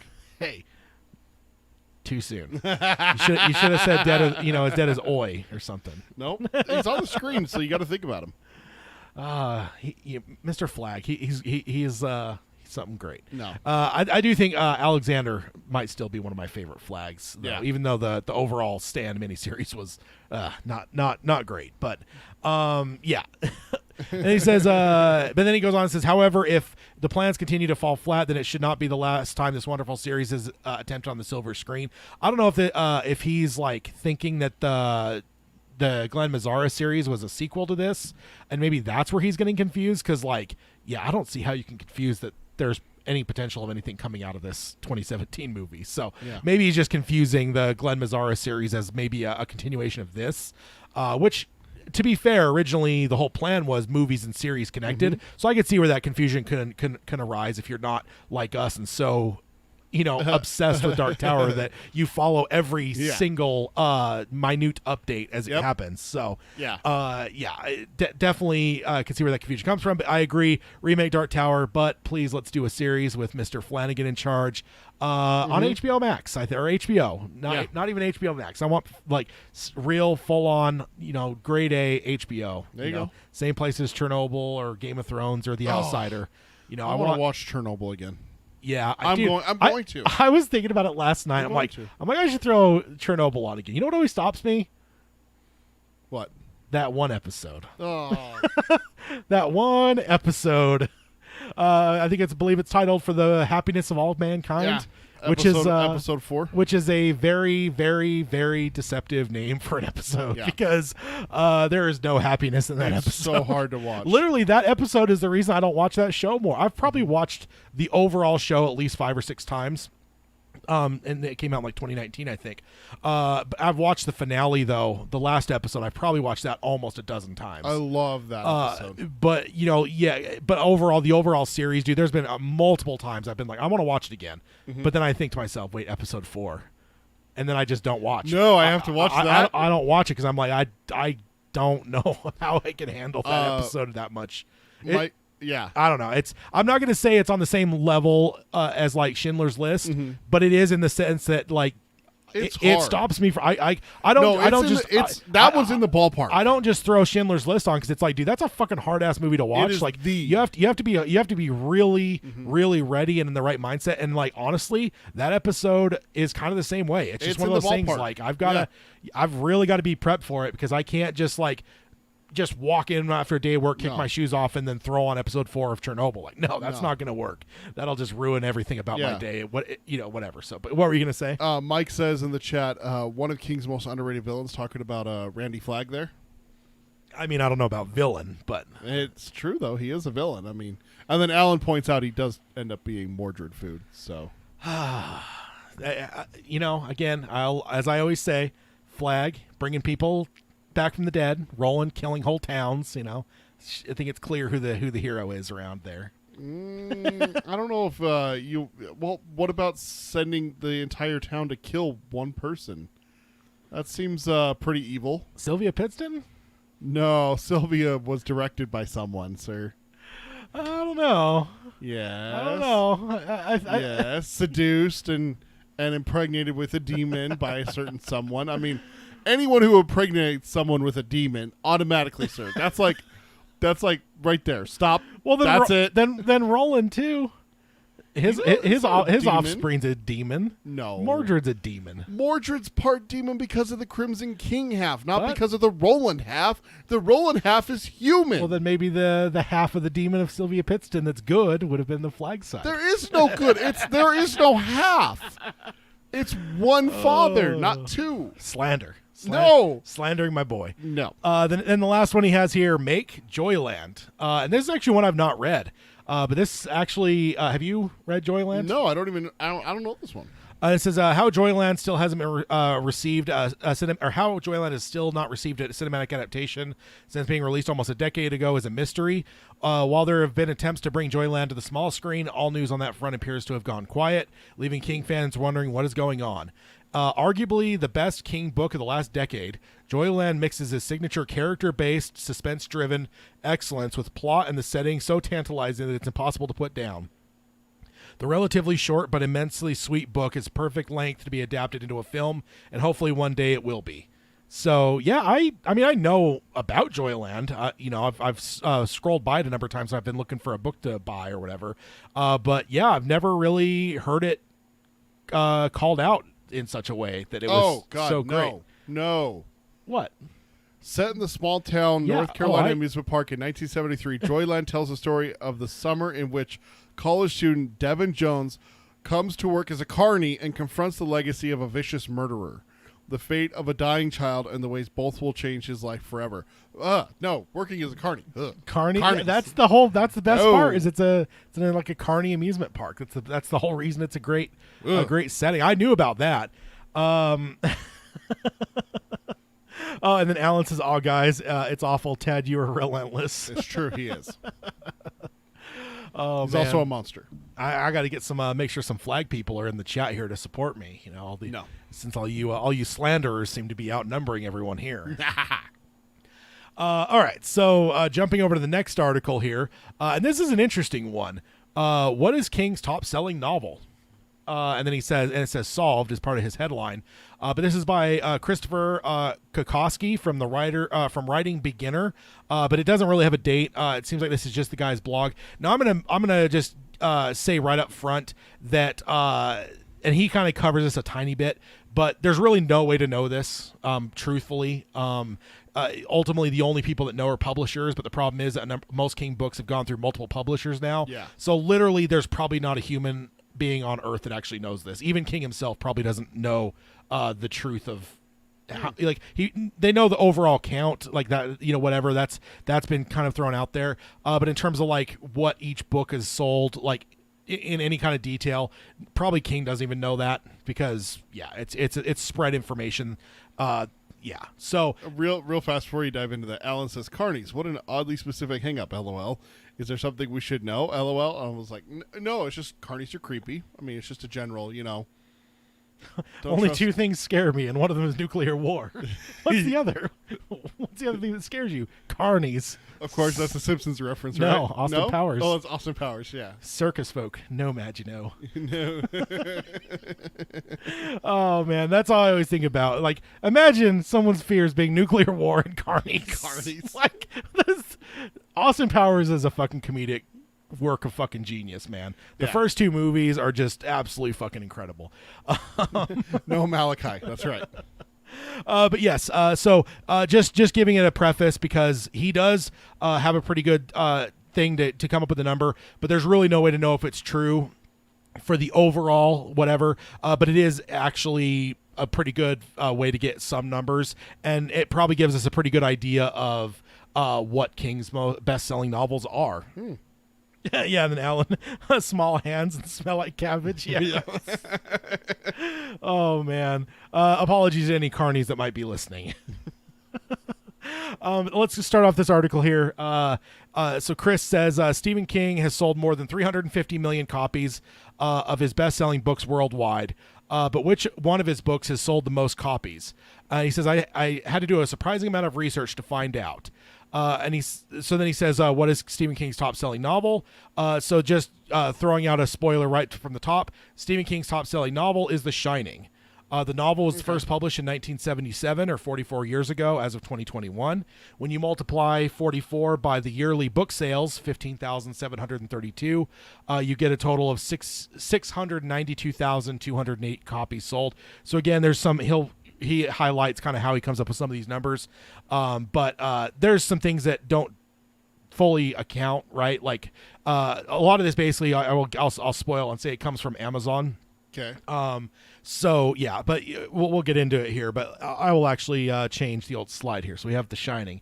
So we have the rest of the top there, and we'll get to the rest of them there in a minute. Okay. And I'm going to have you make some guesses on what you think there. Okay. But there's the other numbers he came up with. So he says, how did I come up with Stephen King's top selling novels? He says there's only a few ways to find out how many copies of a book have been published and sold. Typically, the best way is to ask the publishers directly. The problem with this approach is that publishers rarely want to share this information publicly because it can make the authors look bad or can give information to competitors unnecessarily. So it's just one of those things, like it's kind of a trade secret almost, like you're not going to tell that out there. It's just interesting that the novel world is this way, but movies are all about bragging about their numbers. Yeah. It's kind of interesting. I got a lot of that on my mind. I'm watching but at the same time, you don't, like, you get dollar figures, but they never Yeah. tell you like how many tickets were sold to this movie. You know, sure. that kind of thing. So just to make it apples to apples, like, yeah, if the studio were to actually say, like, you know, we sold 50 million tickets this weekend or whatever, that'd be something totally different. But you're right, you at least get numbers, and you could try to extrapolate that as best you can. You know, Avatar's the highest grossing movie of all time, and Endgame came second, you know, that kind of thing and everything. It's just kind of weird that we wouldn't have this from someone that I would want them. I would think that the publishers would want to advertise the highest selling King novels of all time. You know? Yeah. It's King, for God's sakes. I mean, yeah. And he says making matters more complicated. Several different publishers have published Stephen King books. Since I haven't had access to the publishers, the first thing I did was Google for the answer. Unfortunately, there didn't seem to be any single source with definitive information. He says, what I ended up finding and using was Amazon Books sales calculator from TCK Publishing. Let's see. And then there's also a Kindle one, but we're not going to really cover the Kindle numbers. I'm more interested in the book side when it comes to this. Yeah. And he says, using TCK Publishing calculator, I entered Amazon's bestseller ranking, or BSR, for King's 10 most popular books. So basically what this is if you go to any book on Amazon, it'll tell you like what its overall ranking is for books, like sales wise. Like, so I pulled up The Shining and it was like, I can't remember what it was, 124 in books or something. So basically it's like for every book that Amazon's ever sold, The Shining ranks is like the 124th or whatever. So you use that, you throw it into that calculator, and then it kind of spits out some numbers for you. So that's kind of how he's coming up with these numbers. So the 10 most popular books that he put in were The Shining, The Stand, Carrie, It, Pet Sematary, Misery, Salem's Lot, Cujo, The Dead Zone, 11/22/63. He says, using this approach, The Shining clearly came out on top. What's another way I could have found the answer? What's another way you could find the answer? He says, one theory from a Reddit user is to find a range based on the Amazon's book reviews. The thought process is that book sales fluctuate over time, which is true, but the human behavior largely remains the same. And he says partially true. He says the theory estimates that readers write one review for about every 100 books sold. And he says this is actually based on self-reporting from authors. Like, there's some authors out there that actually nowadays in like the Amazon era, they know their numbers because like King's been doing this for 50 years. But if you're a newer author, like the guy that did like The Martian, for instance, that guy could actually track like, you know, how many books he sold. Amazon could tell him that, and then he could look at the reviews, and then he could look, you know, basically number of authors have with what information they put out, they've come up with a standard that usually for every one review you've sold 100 books type thing. So Okay.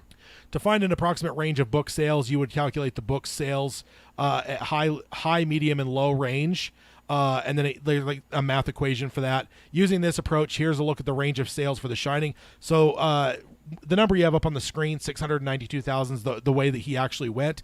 But using this other one, using the Amazon reviews, that would actually put The Shining at 9.8 million copies sold. So it's a much different thing there as well. And then the middle is 2.3 million, and then low is 329,000. And he says, of course, if you base Stephen King's top-selling novels on this approach, the books that come out on top is not The Shining, although it was close. Instead, Stephen King's clown horror It wins because it had 18,233 reviews.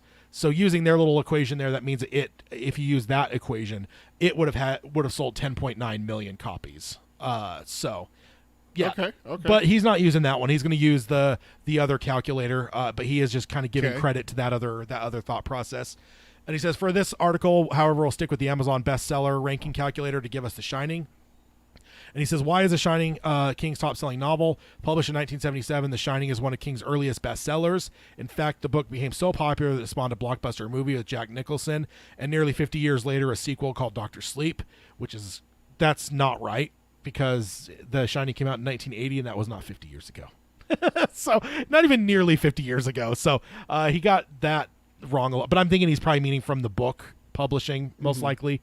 Math is hard. But the way the sentence is structured, maybe he meant that. But the way I interpret the way that's written, it sounds like it's saying since the movie. But yeah, 1977, that was about 50 years ago, pretty close to it. Pretty close. So, and then he says the main reason that the book has sold so many copies is because readers love it. Out of 16,000 Amazon reviews of The Shining, 85% are 5-star. Yeah. Which is crazy high.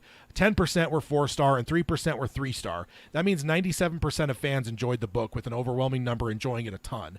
Many reviewers note that the book kept them glued to every page, intriguing them with fascinating characters and made them feel afraid. So just kind of giving some whatever. But I love that, the fact that, dude, 97% are either 5, 4, or 3-star. That's crazy good, man. It makes sense. It does. It really does. And I will say, to my extent, when I was diving into King as a little, 12-something, whatever years old I was, when I first, I think it was around 12, The Shining was the first one that I picked. Yeah. So that there is that. Not that I necessarily grasped it as much as a 12-year-old as I probably do now as an adult, but there is that. So then Stephen King's top 5 best-selling of all time. And then he says, I probably don't have to tell you that Stephen King wrote many bestsellers loved by fans. In my research, I calculated the number of books sold for some of his most popular stories. And that's where we get this number here. So what are your guesses for the rest of these? Number 2 and 3 are going to be It and The Stand. I just don't know which order. I think it's going to be The Stand and then It. Okay. Any other guesses of what might be on? Not necessarily even in order. Just what are the things you think might show up here? On here? See, I know I'm gonna 11/22/63 is probably gonna be on here because that one was popular. It was very popular. You gotta remember years too, though. That's a newer book. It is. Oh man, is Carrie on here? I bet you Carrie's on here. Okay. Probably one of the lower ones, but I wouldn't be surprised going and seeing King's. We'll do the first Family one. Feud thing and throw it up. Carrie is actually number 2. All right. So again, using his calculations here, because ultimately when I think in my head and I think to myself, if King sold 350 million, these numbers don't technically make a lot of sense to me. It just mathematically they don't. So whatever. But ultimately the way he calculated it, fine. It is a process. I kind of went to his thing and grabbed the links he showed and kind of played with the calculator he was playing with, and I could see where he's coming from, and I could see, okay, he's not just guessing out of his ass here. There is a principle to it. So I do respect what he did, but ultimately, again, this is just one way to guess, not necessarily any kind of truth. So you're right about Carrie being up there. Let's go ahead and jump to the next one. But the other thing that's shocking there is look at that number. So Carrie is Yeah. number 2, and it's got almost like what, half of what The Yeah. Shining does. So not only is The Shining high, but it is way high. It's Yeah. kind of one of those where it's like the distance between 1 and 2 is so huge that it's like 1 is like a resounding 1. Like even if there was like some master fucking adaptation of Carrie to come out and it boomed the fucking book sales, like it probably would still have a hard time catching up with The Yeah. Shining. So, then next up here we've got in the number 3 spot, Salem's Lot, 298. Salem's Lot. I forgot about that one. So it really comes down to years, I think. It's just how long they've been out. Because some of them have been out for so long that like something 11/22/63, as popular as it is, it's got a long ways to go, and some of these have been selling books for true. decades. You know, some for of them 3 decades. Yeah, 4 decades. Yeah, 4 decades. So next up, Misery, which okay. makes sense. You know, it's one of the, like we mentioned earlier, it's probably one of the most perfect adaptations out there. It ranks up there with Shawshank and stuff, so it makes total sense. And you have what's her name? Kathy Bates. Yeah, I was gonna say Annie Wilkes, but yeah, Kathy Bates won an Oscar for that. I believe she's the only King adaptation person to win an Oscar. Actor. For like best actor. Shawshank won Best Picture, didn't it? I don't think so. Didn't it? No, that came out in '94, didn't it? That would have been Forrest Gump. Forrest Gump, yeah. Yeah. Because I was gonna say, I think '94 is one of those years where there's a lot. I think that's also the year Pulp Fiction came out. So there's a like that's. I think that '94 is one of those years. If you actually look at the films, that'd be a really fucking hard year to pick like greatest movie out of that year. So, and then next up, after Misery is Pet Cemetery at 160,000. Yeah, we're kind of coming down in terms of whatever. And again, this is using his calculator and like the numbers off of Amazon. I think that's the biggest caveat is Amazon's only been around for what, 20 years or so. Yeah. So who knows how this would look in terms of whatever. But the one thing that I will say though is this would have captured. So The Stand is next, 120,000, and then the last one on this top list here would be It with 76,000. Because the thing that makes me wonder though is Amazon would have captured all of the boom from the last two It movies. Yeah. So the fact that kind of makes me think like, okay, I don't know. But either way, that's the list he came up with. But there's some other interesting things in this article. It says, what is King's top-selling novel series? The information is easy to deduce because King has not written he's only written a few series. The top-selling series is none other than the Dark Tower series, with a collection of 8 books following Roland Deschain, The Last Gunslinger. As you probably know, The Dark Tower also became a popular 2017 Hollywood movie starring Idris Elba. Although it has mixed reviews, I thoroughly enjoyed it and hope for more film adaptations from the rest of the series. I think we could all agree we'd love to see more Dark Tower on screen. But here's the one that actually surprised me because I don't even know why he threw this in. What is the most rare Stephen King book? Rage. No, I mean it's out of print and stuff, but no, like So, this novel? this is like collector's item. And so my first impression was I've known one of the hardest. I always thought was the hardest was the asbestos covered Firestarter. Oh, There was the special edition that had the asbestos cover. Yeah. And it was very limited. But apparently that is not the most rare King book of all time. Which one? The rarest and most expensive King book is a first edition of Salem's Lot, published in 1975. The book was The book with the original dust jacket that shows the original price is estimated to be worth $60,000. Holy shit. So here's where it gets crazy. According to Abe Books, the Salem's Lot first edition is the holy grail for Stephen King fans. And here's the reason why. A last-minute change to the price of the book left only 4 originals in the world. So only 4 of these exist. Only 4 exist with the dust jacket with the original price because they had a last-second price change. And then it says one of them was offered for sale in 2010 for a whopping $60,000. Holy hell. So way more than the asbestos, because I think the asbestos cover one had a couple hundred that were put out, the asbestos covered Firestarter. So yeah, if you're talking only 4 exist, yes, that is certainly the most valuable and probably the most sought after collector's item for a King fan. Yeah. But yeah, that's insane, dude. That's only 4. That's like a rocket firing Boba Fett when it comes to Star Wars. I think there's only 2 of those in existence. Yeah. Like, you know, there's like they had like a mail away or whatever, and then they had to cut it because like a Battlestar Galactica one, like I can't remember, it killed a kid, the rocket firing thing, like something, so they had to like cancel it or whatever. But they ended up making like I think it was only 2 prototypes, so there's only 2 in existence. So there's only 4 of these books. So Well, it was like the horrible thing that you sent me the other day with Salacious Crow. Crumb. Yeah. Crumb. Salacious Crumb. Yeah, that's right. He's a good little guy there. No, he's not. Yeah, yeah. I found a life-size like creation of Salacious Crumb, but they only made 100 of them or something Yeah. like that. So they were going for like $4,000. I told Peter if I ever won the lottery, I'd buy it for him. I hate that fucking thing.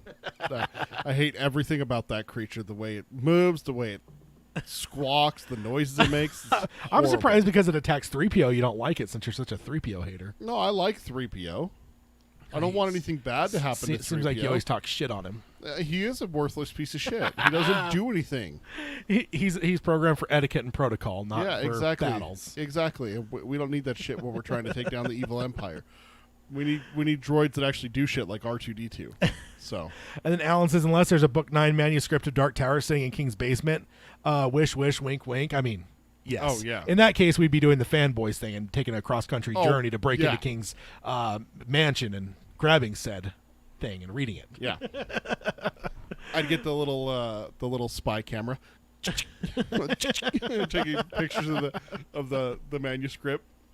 You know what? As like ubiquitous as cameras are now, we all have one in our pocket at all times. If I were ever given an option to have the little clicky camera, a spy camera, I would totally fucking buy one. The dude. little one that's like this big. And Yeah, like, and it like slides. and it Dude, slides. I would fucking buy one in a second, man. Yeah. Absolutely. So yeah, that was interesting. I thought it was kind of cool, and honestly, it doesn't surprise me that The Shining's number one. I think the fact that The Shining, as much as King might hate it, and there was a little section on the whole film and King's feelings towards it, but I don't want to say I have a hard and fast rule that we're not covering that anymore, but I really am going to try hard not to talk about that anymore, because we've covered it at length over the years. But ultimately, the fact that as much as King might hate it, the Kubrick film is one of the greatest horror movies of all time, and that's going to do nothing but drive up the popularity of the book as well as just, I think in terms of King, I think it's one of his more iconic books. So I think, and also it and The Stand are lower there. The other thing to think about is the page count. Is there less sales because people looked at it and went, I that's can't too really, high. yeah, that's way too big, man. I'm never gonna be able to finish that. So, Carrie though, or The Shining, couple, 400 pages, like fucking A, I'll pick that up. So that has to be considered as well. But pretty cool, fun little thing. Kind of one of those weird little questions I never would have known to ask. But I think like we always talk about, or we talked about last time, The Good Place, that show, The Good Place. There's like that Alexa woman type thing, and she has like all the answers. Like if I ever was in that situation, I'd definitely ask her, actually give me every King book and the sales figures behind it, because I'm a nerd. And I would, Janet? Yeah, Janice. I think it's Janice. But yeah, so that's fun that's a fun little thing to cover there. So next up, got to talk a little bit about another remake / readaptation. I'm going to call it readaptation because it's not a remake. I'm talking about Christine. So Brian Fuller teases very faithful at Christine adaptation. What sets it apart from John Carpenter's? This is by Matthew Jackson from Sci-Fi on December 22nd, 2021. I'm really excited for this, by the way. Like, of course, like Salem's Lot, Firestarter, those are coming up way sooner. But like this one excites me because like there's two things in the world that I would like just give almost anything for, and it would be season 4 of Hannibal and season 4 of Daredevil. And this man is behind Hannibal, so Okay. I would, he's one that every time his name comes up, my ears go up. I'm like, Hannibal season 4, huh? Oh. So because, and the other thing too is because if Hannibal season 4 ever happens, it would be covering the Silence of the Lambs. Yes. So that would be something else to see. That would be amazing to see. I mean, of course, the movie, you're never going to touch it. It's one of the greatest movies of all time. Yes. But I would still love to see a version of that story told again. So he says, 6 months ago, Pushing Daisies and Hannibal creator Brian Fuller revealed his next genre project, a new adaptation of King's killer car novel Christine, which he would both write and direct. Right away, the project had potential as it brought a lifelong horror fan and one of genre storytelling's greatest modern thinkers to bear on a King novel that was originally brought to screen by another genre luminary, John Carpenter, nearly 40 years ago. And I gotta say, Christine, that's a lucky fucking story, man. Yeah. John Carpenter, probably one of my favorite filmmakers of all time. Brian Fuller is one that I just adore. Is one in the modern era that's one of your favorites. Getting hacked at by those two guys, like that's That's a damn honor, Yeah. man. And I don't. I'd be curious to look through the rest of King's work. See, is there any other one that's been done twice? That alone makes it rare. But have anything been done twice by two high caliber guys like that? Yeah. And I would venture to know that Christine's probably stands alone. It's in that. like if Mike Flanagan redoes The Shining. yeah, Then you have Stanley Kubrick and Mike Flanagan. Like, Or- oh damn. Or if Flanagan did a new Creep Show, because then you'd have George Romero Oh yeah. and Mike Flanagan, which would be like, oh my god, Just as long as there's no monkey. Oh, there has to be a monkey. There should be just the full story, just the monkey. That's- Nope. Or you have all these different stories, but every single one of them ends with a monkey just coming in and just ripping everyone apart. Yeah. There's this Treehouse of Horror where like something happens in every story. Like they Yeah. kind of like it doesn't make sense that it's in all three stories, but it is in all three stories. Something like that would be brilliant, and I would do it, just for you to I would hope for that just for you. Let's see. And then what did I miss in the chat? Anything? Agamorphy says, pretty sure Shining sales were highest because of Kubrick. The old cover on the early edition is so cheesy looking. Yeah, I've seen that before. One of the original covers of The Shining is. Oh really? But it was a different time. Maybe it didn't look as bad to people back then as it does to us now. But yes, it certainly left a lot to be desired. Oh wow. Like the three people on the cover? Yeah, the weird little kid that, yeah. Yeah. Yeah, it's definitely strange. And then it goes on and says, now Fuller has offered new details on his version of the project, including where he's at in the process and how the film will differ from Carpenter's original classic. Fuller was on the Stephen King focused podcast, The Kingcast, this week, so shout out to the Kingcast, to talk about another King novel, The Talisman, which that would be an interesting conversation to hear. Oh jeez. Mr. Fuller talking about that.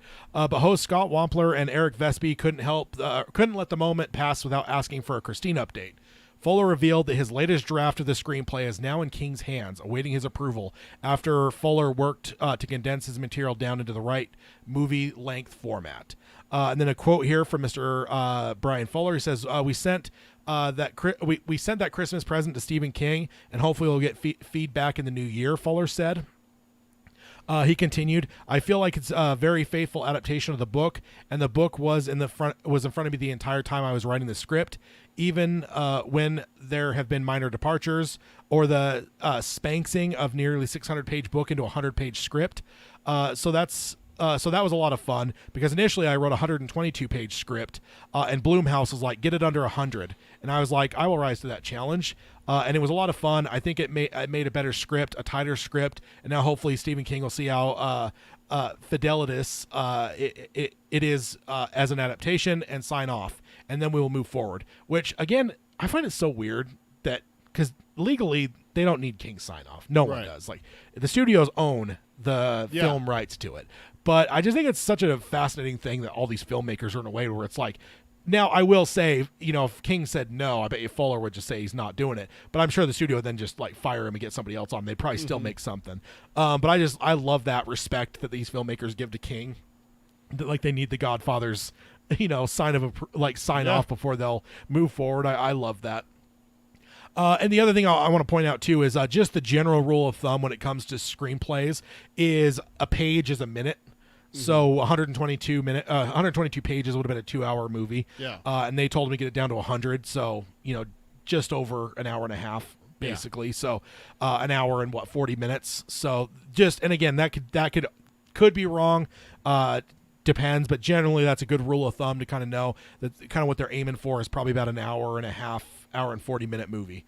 And he says, I loved the Carpenter film, but I don't think it's, and then he stops and then he goes on and says, it owes a lot to the James Brolin movie, The Car, in terms of it's just an evil car. And it does what evil cars do, which is it runs over people or taunts them at the cemetery or drives through their house while they're on the phone, Fuller said.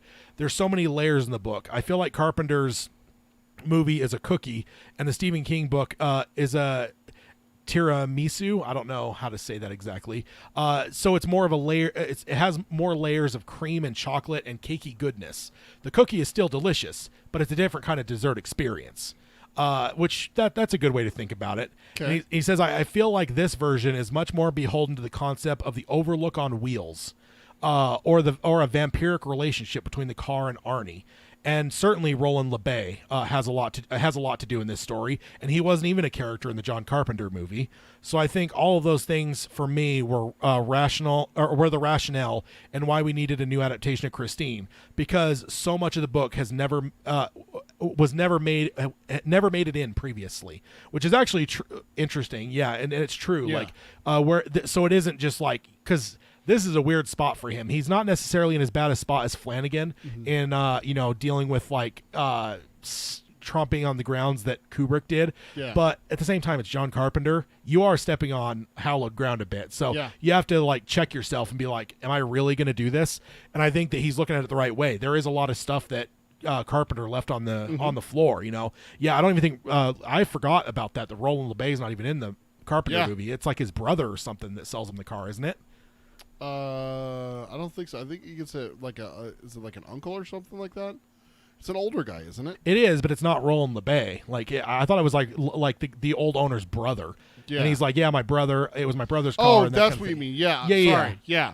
Yeah, so it's so ultimately, and if you read the book, Roland LeBay is a big fucking part, man. He really, Christine's not even that big of an entity. It is, but it's all LeBay. It's LeBay controlling Christine, and he mentions Overlook on Wheels, or the vampiric relationship between the car and Arnie, because obviously it changes Arnie as it goes. So there's a lot of elements involved that Carpenter just didn't do. He just did this is a killer fucking car, and that was it. So. For fuck's sake, it kills someone in the factory in his movie. It kills one of the guys when they were building the damn car. So obviously, because he got cigar. Yeah, ash. Cigar ash on the seats. Yep. But ultimately, because again, in the book that doesn't make sense, because it's LeBay that's possessing. Not necessarily. Christine's kind of a lie, but LeBay is kind of the amplifier for Arnie.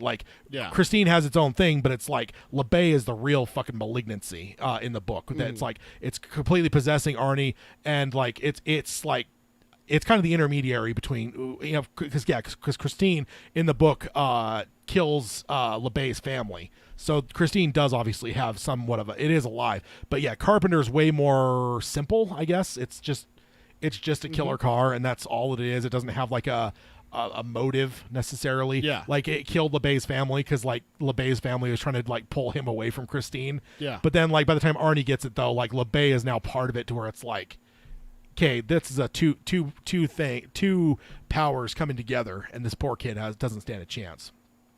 And then it says, as for the new film adaptation, Fuller didn't give a timeline for when we might see it, but he did note that the King cast played a major role in making the project happen. When Fuller appeared on an episode last year to discuss the King novel, Christine, and Carpenter's original adaptation, he offered an in-depth analysis of the text, and it caught an ear of fellow filmmaker Vincenzo Natali, almost. Without an E though, that's his last name, who called after hearing the podcast and asked if Fuller might be interested in a new adaptation.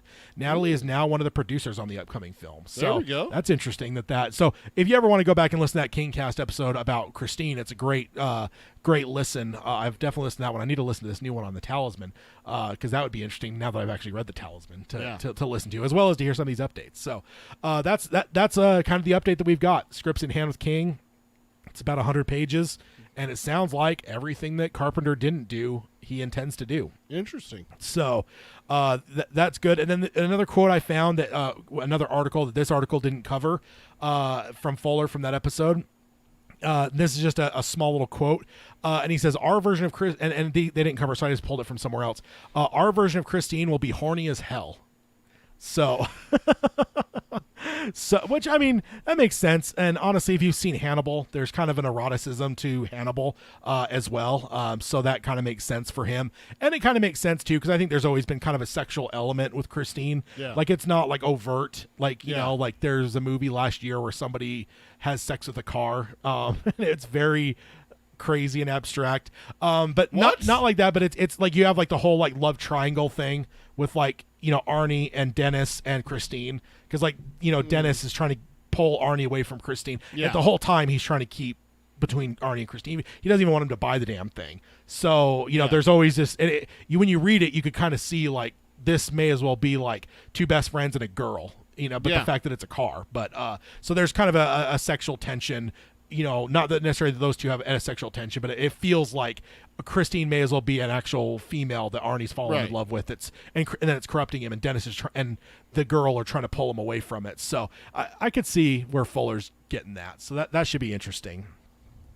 I missed anything in the chat here. Agamorphy says it was a good episode talking about the most recent one with Fuller on the Kingcast.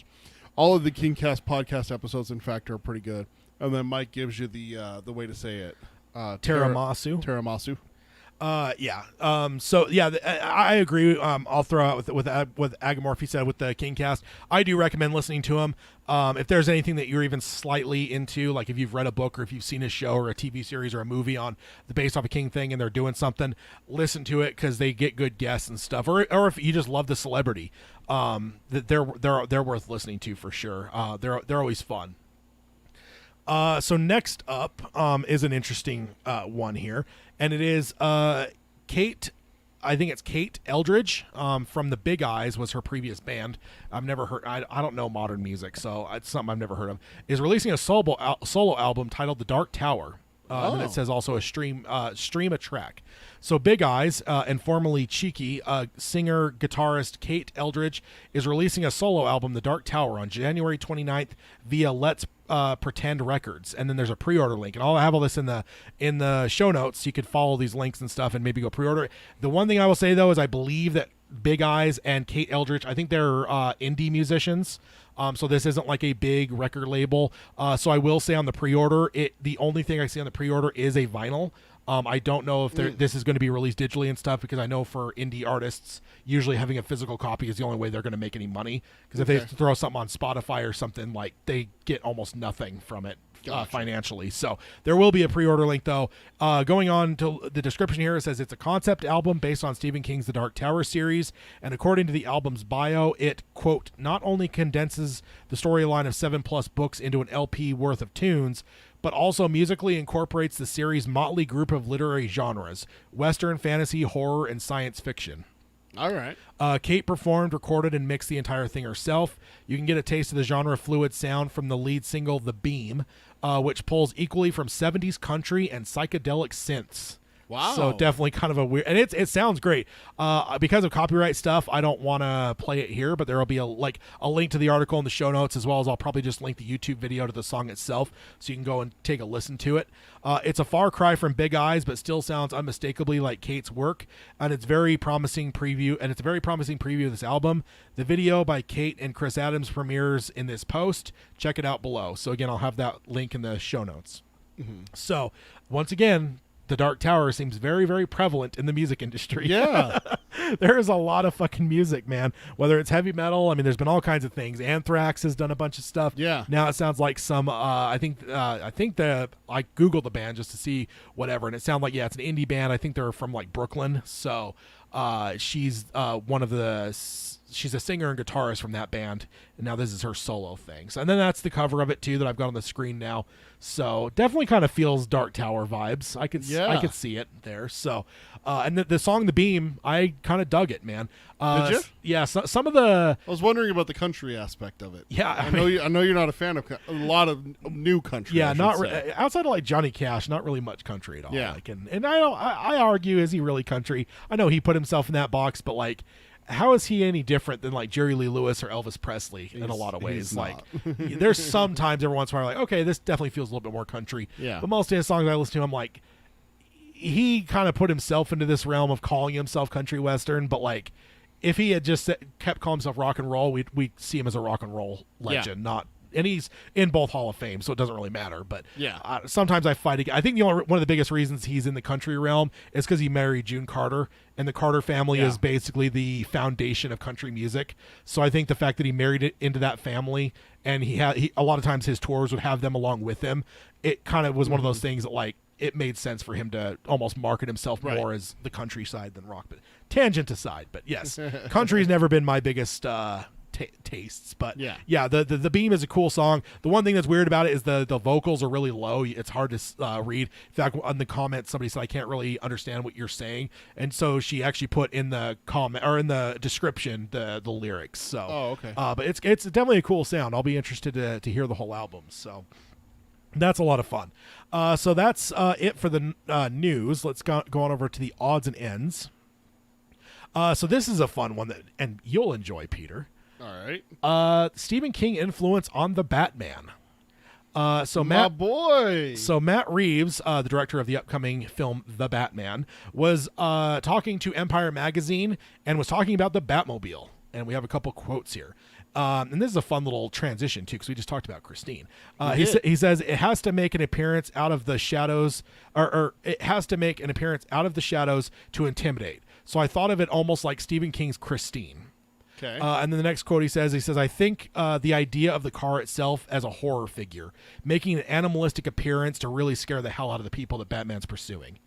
So those are the two quotes. That's what's just in the odds and ends. It's just a small little thing there, but just know that one of the inspirations for the Batmobile. And dude, I could see it because that first trailer, there's that scene with the penguin that's like driving away and stuff. Yeah, and I got you. Yeah, then he comes to the fire. Like the second I read this, I was like, I thought of that scene from the trailer. I'm like, yeah, there's an animalistic vibe to the Batmobile. And then it certainly. even has like the shot where it's coming up on the penguin's car and it's like it's revving, but it sounds like it's growling.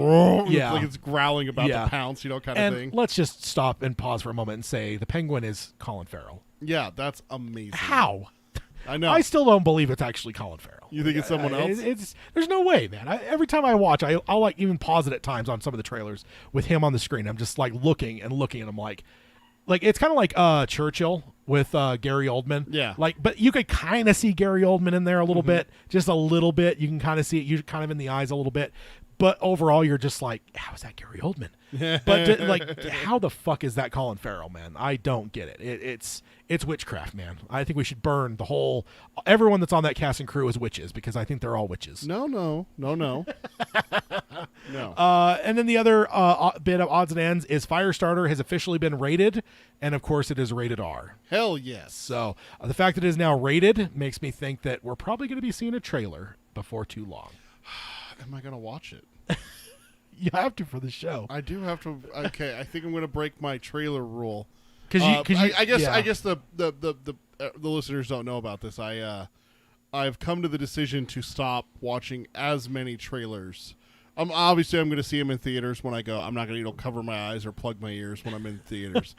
I'm going to take it kind of old school way of seeing it where I see it in theaters. Yeah, rather than pursuing them. Like speaking of the Batman, I did not watch the newest trailer. I haven't watched it. I'm not going to watch it. I'm not going to see. In that you're making the right choice because I wasn't like bummed that I watched it, but there was an element where I was like, there's a couple things where I'm like, I kind of wish I had seen that in the theaters instead of in the trailer. And so I think it's just something that I'm going to do. I think I'm just going to do it where I'm going to watch less trailers. But I think you're right. Stephen King stuff is King stuff, yeah, because I think that's one of the things we want to do for the YouTube channel. Yeah, to have just like short YouTube content videos. We'll do trailer reactions. Yeah, and we'll do bigger breakdowns in the actual podcast. But in terms of just like watching the trailer for the first time, I want to do that as a reaction thing. So that'll be fun. I'll do that. But one of the things I'm not going to do is I'm not going to obsess over a trailer. I remember when it came out, man, me and you freeze framing, dude. We were frame going by through frame by frame. Dissecting that trailer. I'm not doing that. We did that for The Stand too. We did. And because dude, I remember because prepping those shows, those screen grabs frame by frame, that takes a long fucking time, man. That takes a long time to do. But at the same time, like, I'm not necessarily like sorry we did that because it was fun. I love doing those kind of breakdowns. But yeah, hopefully Firestarter though, I don't know. I don't even know what the release dates. I don't know if we've been given an official release date yet, so it's going to be kind of hard to know. But I will say that I don't think they're even allowed to do a trailer until it's rated by the MPAA. So the fact that it's now rated means that we're at least in the realm of possibility that a trailer could come at any time. So next up, we've got Uncle Stevie Recommends. And this is actually one I've been seeing all over fucking Twitter. And I actually was under the impression that it was some kind of superhero or some kind of comic booky thing, but apparently I was way wrong. Is Yellow Jackets. And King said, Yellow Jackets is a hell of a good survival story, a hell of a good mystery story, and it has a fair share of horrifying moments. When it's what it's also got, so many current shows don't, is a sharp characterization and mordant sense of humor. So apparently it's about I think it's like kids in a sports team and their plane crashes. And it's like a parallel like Godfather 2 timeline, and it's like one is like back in the 90s and then one is like modern, and they're like, I don't know. All I know is it has been the absolute fucking rage of almost everyone I follow on Twitter. I follow a lot of like filmmakers and stuff, and the finale is airing tomorrow, I think. Okay. So the 10th episode, they've been renewed for a new season, but it has been the absolute whatever. And yeah, King is obviously all over it here as well. So yeah, Uncle Stevie recommends Yellow Jackets. I believe it's on Showtime though, which makes it hard. Yes. Because that is definitely not one that I normally have for my streaming things, but I'll have to look into the old trials, see what kind of free trial I can get from them there. Yeah, I got it pulled up here. I'm taking a look at it. This is one I've never heard of. Yeah. Yeah, it's I don't know. It's got a lot of hype. I actually made a decision like 2 weeks ago that I was going to watch it because of all the hype I was seeing online. But I made a decision because I literally saw people that were just like in anguish over having to wait for the next episode. That I was like, how much longer till it's over? I'm like, oh, only a couple weeks. I'll just wait till the last episode airs, then I'll watch it, because then I don't have to fucking. I don't know, man. I get the premise of having people wait week to week, but dude, like Cobra Kai, I watched that in 2 sittings, man. Yeah. And then the only reason I didn't watch it in one sitting is because I started it too late in the day, and it would have probably got to the point where I was up all night. So I watched like the last 2 episodes the next day. But like, I just love that, man. And yeah, sometimes, not all the time, but there's some shows, if they're not good enough, the waiting actually ruins them for me. Yeah. If a show's not good enough, like if it's a show that's great, like Better Call Saul or something, like fuck yeah, I'll wait weekly. There's some shows that waiting week to week, it's made me fall out of the show, and I stopped watching, and I haven't gone back. So I gotcha. Week to week, I get where some people are into it, but I don't like it. So that's me though. And then let's see. Alan says it's kind of odd that we accept a Batman reboot every 5 to 10 years. Jesus, it's true, and I just hope at some point they'll just get to the mindset of like, we're going to make a live action Batman show, because like, comic books are all about like, because the MCU's accomplished this. I thought about it recently, in that they've almost accomplished that element of like stretching a longer story, because they've let a continuation happen over 25 movies now. Whereas like with Batman, like when you reboot it every little bit, you're never actually getting deep with the character. No. You're always kind of in that same realm of like the start of it, and then you get a couple things. Fucking origin story. Yeah.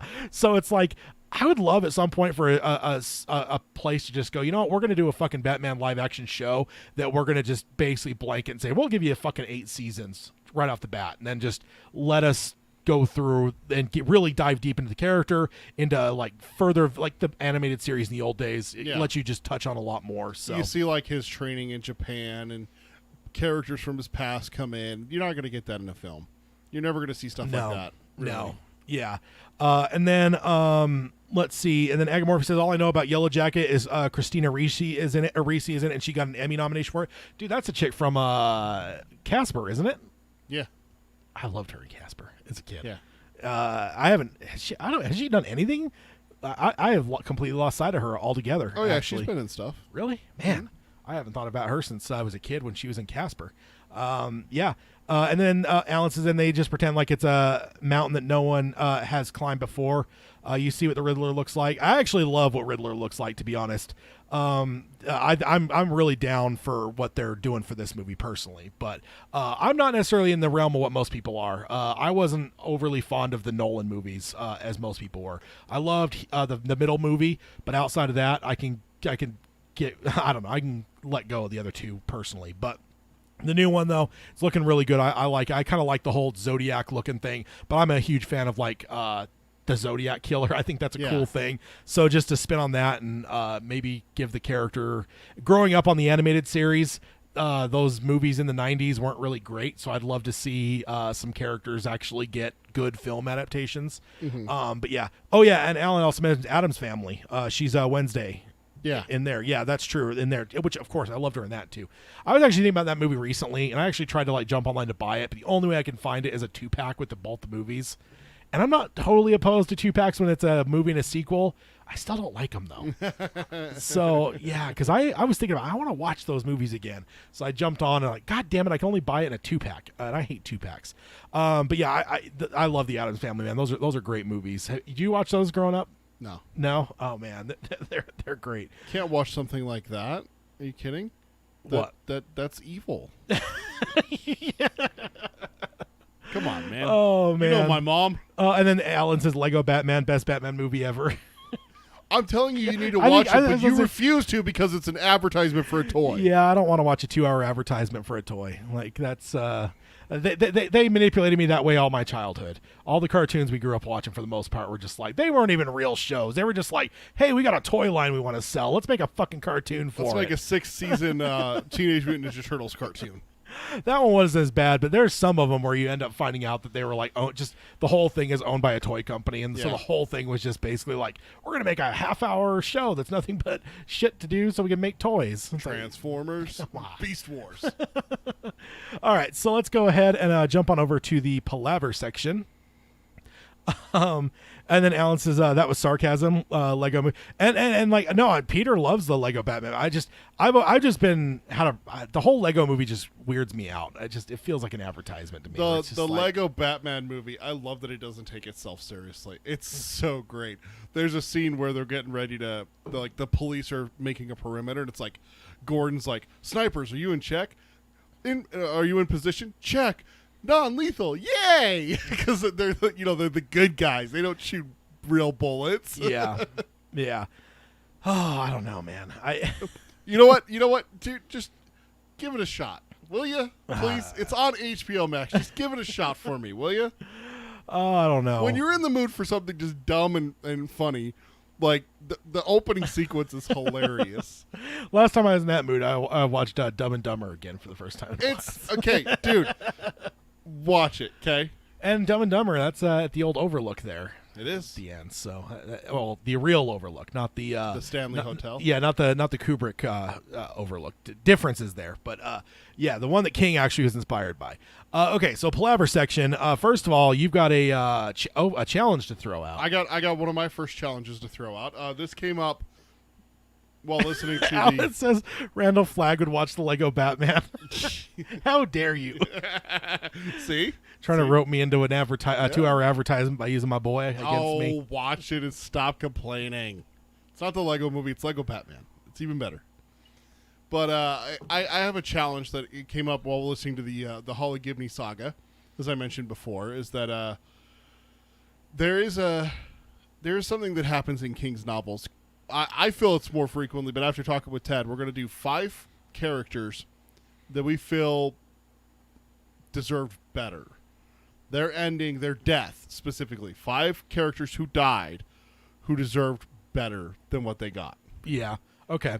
So I guess just to make sure we're clear, so we talking like King did them dirty, or they were just done dirty in the actual story? Or is it kind of more in universe or out of universe? Like, King kind of fucked this person over. Like we talked in our book clubs a lot about how much King's shitting on Jake here in book 3. So are we talking like that, where it's like King shitting on him, or is it more like? It's more just how like, the cookie crumbled in the story. It's more like the cookie crumbled in the story. The specific character that I'm looking at. Mike's got it there. Number 1 RF, number 2 RF, number 3 RF. No. I mean, he got done dirty, man. No, he didn't. He didn't. He got everything that he deserved. He didn't get enough of what he deserved. And you know what? To be honest, Mike might be onto something there, though, because you got multiple stories where Flag gets done dirty. Not even just once. He gets fucked repeatedly. He doesn't die. Nuclear bomb. He doesn't die. Freaking Mordred. No, the specification is it's death. Okay? And the thing is, like, the character that I'm talking about, I don't want to influence people, though, because this character is going to make it on my list. Is a character who, basically, it comes down to it is, doing the right thing, but they die, and it's just like, God, it sucks that they die. Yeah. They deserve so much I better. haven't given any thought to this yet, so this wouldn't be anything that would be on my list.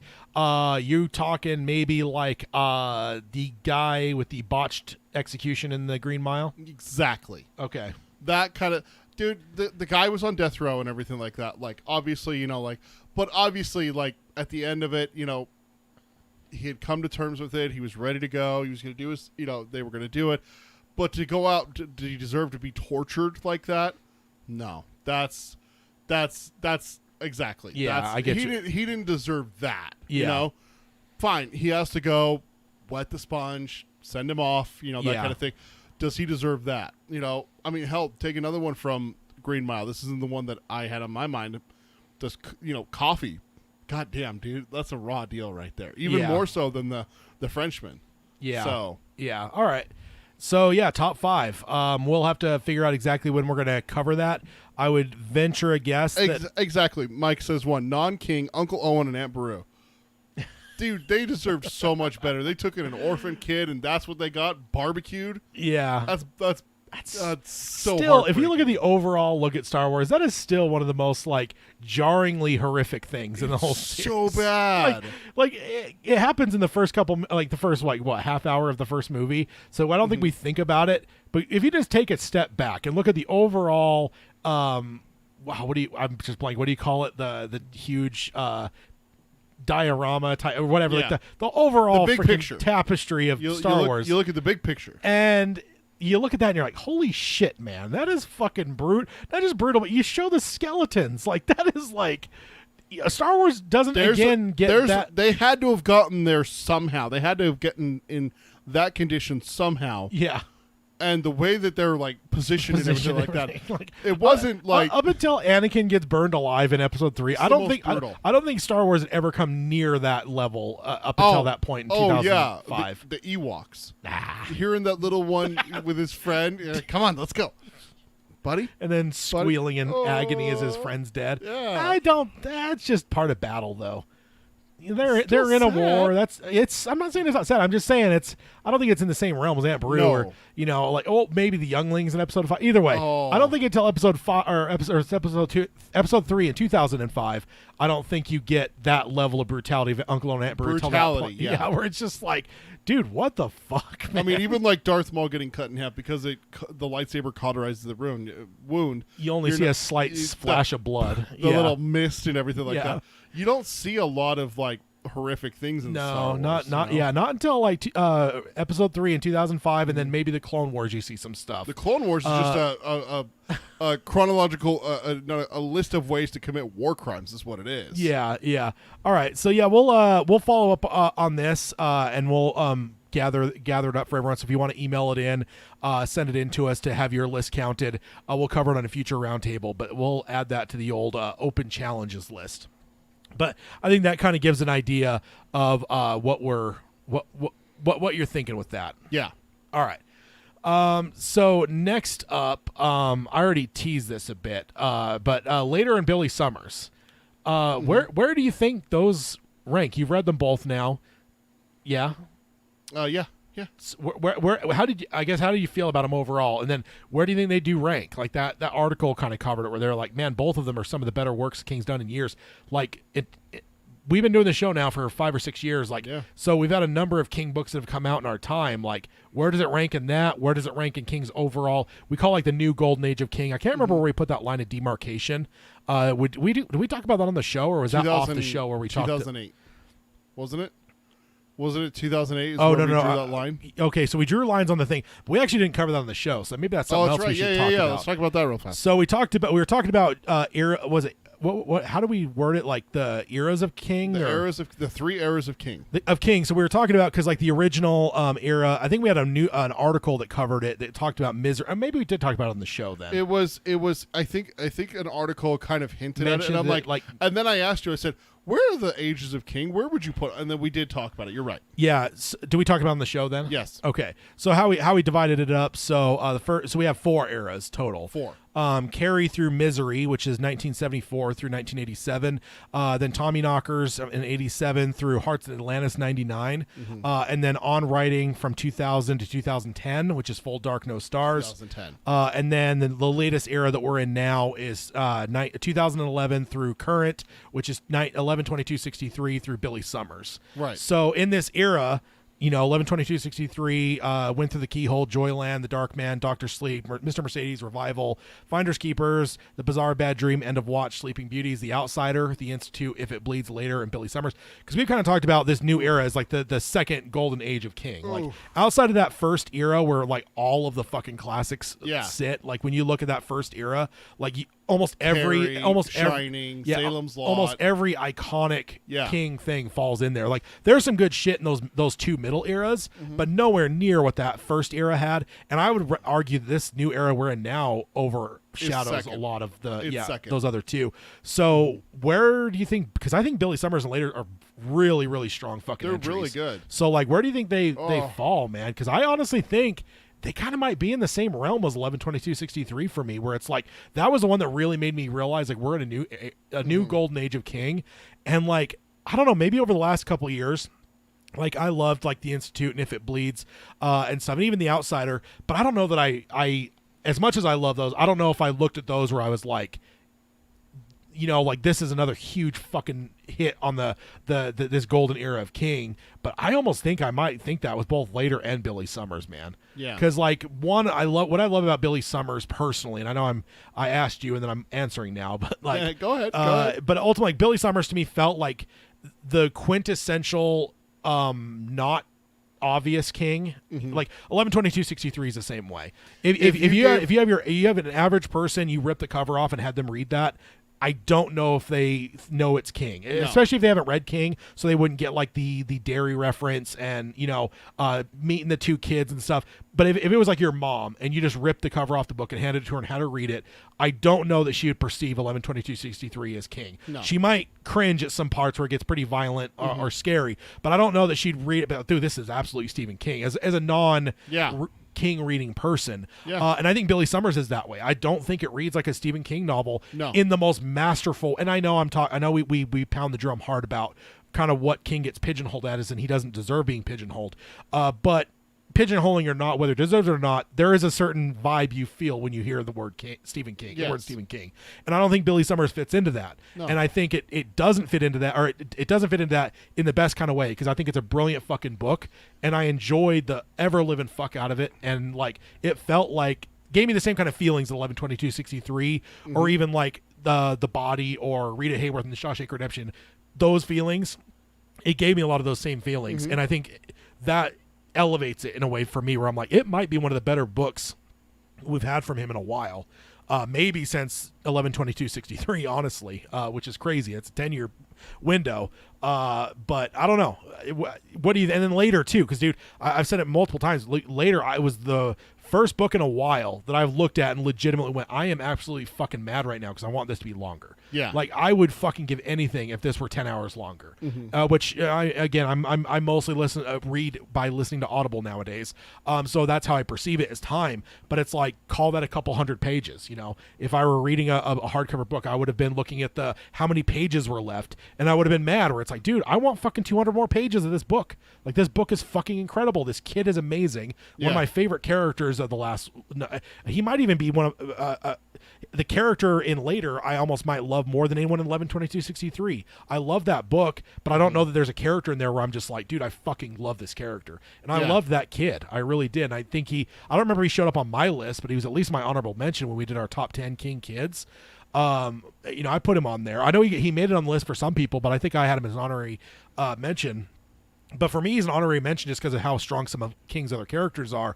Yeah. But I love the character so much that was in that book that both of them, I don't know. I think I just wanted to kind of, we probably should have done this on the last episode to kind of cap the year. But since we didn't, I just wanted to use this point now as we're starting a new year to kind of look back and recap kind of what did we get last year. And in terms of, in my mind, we got two of the better books of this last era, man. You're saying the better books, but I'm having a hard time saying, yeah, these are going to be in top 5. I mean, you go through that list again. You tell me that later or Billy Summers is good. Don't get me wrong. Again, this is one of those conversations where you're saying, man, these don't rank in the top 5, and all of a sudden I'm shitting on the books. No, they're still in the second best era of King of all time. It's hard to rank them. Yeah. But I'm sorry, I can't put these above The Outsider or Mr. Mercedes or 11/22/63. I'm looking at the list now. Winth at the Keyhole, I don't count. Dark Tower books, I don't think we can count those. They're always always such a different beast. Yeah, they're different. It's part of the overall story, and I think it's really unfair to let them compare. But I'm looking at this list overall. I think I would The only one I'd have a struggle with is 11/22/63. That's the only one for me that I would have a struggle saying maybe it's not better than that one, but I would probably rank it over almost anything else in this era, man. And I'm not, again, like you said, I'm not shitting on anything here. No, yeah. I fucking love Dr. Sleep. I love everything that Bill Hodges did. Oh yeah, Dr. Sleep. I love The Outsider. But yeah, I think it's for me. And that's the cool thing is it's art, so it's subjective, right? Where whatever, but that's just something I want to. If nothing else, we could probably agree that last year was a fucking banger. Oh, for King. Both were fantastic novels, and the thing with them also is that it's kind of what you were talking about with the novel cells. Man, we got to give them a little bit of time to breathe. You know, I've only read them each once. Then that's true. That's yeah. the thing is, when you come back to 11/22/63, it's always kind of interesting rereading King. When you know the ending, and you know watch, the characters, you can watch for things yeah, exactly. So when you reread 11/22/63, you're knowing how this is going to end. You know what he's going to go through. You know what's going to happen to the characters. You know what's going to happen with the dilemma at the end. So rereading it, it's almost more heartbreaking, which makes it more endearing to you because you love these characters so much. Yeah. The two of them in 11/22/63, Sadie and. I'm spacing on the guy's name. I remember Sadie's name. Well, the problem is they fucking change it in the he show, does too. go by two different names. Yeah. Jake, right? Jake. Is it Jake? Is that or no? That's what it was in the fucking show, wasn't it? Yeah. Let's see. I haven't reread that one in a while. Actually, yeah. That's Jake. It is Jake. Jake Epping. Yeah, and then it's Amberson is what it was in the show. So he does go by Jake. Okay. I think I think they changed it in the last name is what they may have changed. So, but he goes, that Jake and Sadie are endearing characters, and I love them. You know? Absolutely, yeah. And The Outsider, I'll tell you right now, The Outsider's better than the Bill Hodges trilogy. Oh yeah, I agree with you there. So good. The Outsider is so good. Like earlier, that guy was talking about the Shining, where it was like a page turner. You couldn't put it down. I'd say the same thing for The Outsider, at least for the first half or so of and by the time at least till Holly shows up, and then it's like for me, then I'm just so hooked that like I don't think it's a page turner. But I remember just before Holly showing up, like I couldn't stop him. I want to know what the fuck's going on here. This is like such a good hook. Good. It's got a good hook. It's got me to the point where I need to know what the fuck's going on. And then they bring Holly in, and it's just like yeah. Then it's just like, dude, come on. Yeah. And I still remember you texting me. You're like, "Have you started The Outsider yet?" I'm like, "No, I picked it up with an Audible credit." You're like, "You have to start it, and you have to text me the moment that it happens." I'm like, "What happens?" You're like, "You'll know the moment I want to know." And I'm like, okay. So I started listening. Man, it happened on my break, which was the best part because I could actually use my phone at that point. And I was like, oh my God, dude. And like I lost my mind. But I agree with you. I put The Outsider over the other Hodges ones. I'd still put The Outsider over both Later and Billy Summers. Okay. As good as they are, I mean, man, The Outsider is just so phenomenal. It's such a good story. And maybe at some point we'll have to challenge ourselves to rank the two golden eras. Don't you dare make not me rank that whole era. Not against each other, but like, how do you rank this era and how do you rank the first era? No, I'm telling you, I will not do that. That is an impossible thing to do. You give me a set of King books and say, okay, rank them, the ones you've read. Because obviously I haven't read Joyland, so I can't. I'd have to leave that one off. Yeah. But give me Mr. Mercedes, Finders Keepers, The Outsider, 11/22/63, The Institute, Dr. Sleep, Later, and Billy Summers, and tell me to rank those. I think just that's unfair. Just knee jerk. 11/22/63 would probably still stick number one for me. Just spitballing here. I do think I'd probably then go Later, and then Billy Summers, and then The Outsider is probably kind of how my top list would, and then probably Dr. Sleep. Dr. Sleep would probably be my five. So good. The introduction of Rose the Hat and the True Knot is just terrifying. Yeah, they are great villains. Yeah. They are so scary. Yeah, to think about being out there somewhere. Every time I see an RV now, the worst is when I see like 3 RVs in a row. I'm like, oh God, there they are. See, I just think meth lab. When I see an RV, that's got to be down in New Mexico. I'm just, that's an meth lab. We're close enough. No, we're close enough. During the summer, we may as well be New Mexico. We technically share a border with them. 4 corners. Yeah. We touch them a little bit. Just a little bit. And then Agamorphy says 11/22/63 number 1. Billy Summers I would not place as high as Later. I had a lot lot of issues with the second half of Billy Summers. And I will say, yeah, the second half maybe wasn't as strong as the first half, but overall, I really loved that story, and it was something different than I expected. I guess what you mentioned earlier, though, too, when you mentioned rereads, is for me, maybe that might be the number one almost line of demarcation am I going to reread them? And Billy Summers and later both, absolutely, I'm going to reread at some point. But there's other ones I read where I'm like, that was fine, but I won't come back to it again. Okay. Like, not because I hated it or anything, but just because, like, cool, that was good for one time, but, you know. The thing is whatever. that every book, that's my problem. Every book that we've listed here that I've read from this latest era of King, 11/22/63, Doctor Sleep, The Outsider, the Mr. Mercedes trilogy. Yeah. The Institute, Billy Summers, and later. If I haven't reread them, I'm going to. Yeah. I've listened to 11/22/63 3 times already. Yeah, I've been to that one a couple times. I think this is my third time through The Outsider. I think I've done Mr. Mercedes trilogy twice, the Bill Hodges trilogy. I think I've done those twice. I really think I don't think I've ever done Dr. Sleep again, to be honest. you haven't. You've talked yeah, about it. You haven't. And it's not that it's bad or anything. I think I've always meant to, but I just think every time like I read The Shining, I think okay, I'll connect to Dr. Sleep on the end of this, but then something else comes up, Yes. whether it's a new King book or something. You need to put Dr. Sleep in there by itself instead of linking it with The Shining. Instead of linking it, yeah. But I just wanted to at least bring it up because I just think that I don't want to go too far into this year without kind of looking back on what we got last year. And I just think that even if we throw this whole ranking thing out the window, let's just understand and know that we had a really fucking strong year last year. King gave us 2 really good fucking books. I believe. I really do think that it's debatable on if it's the 2 best books released in a single year.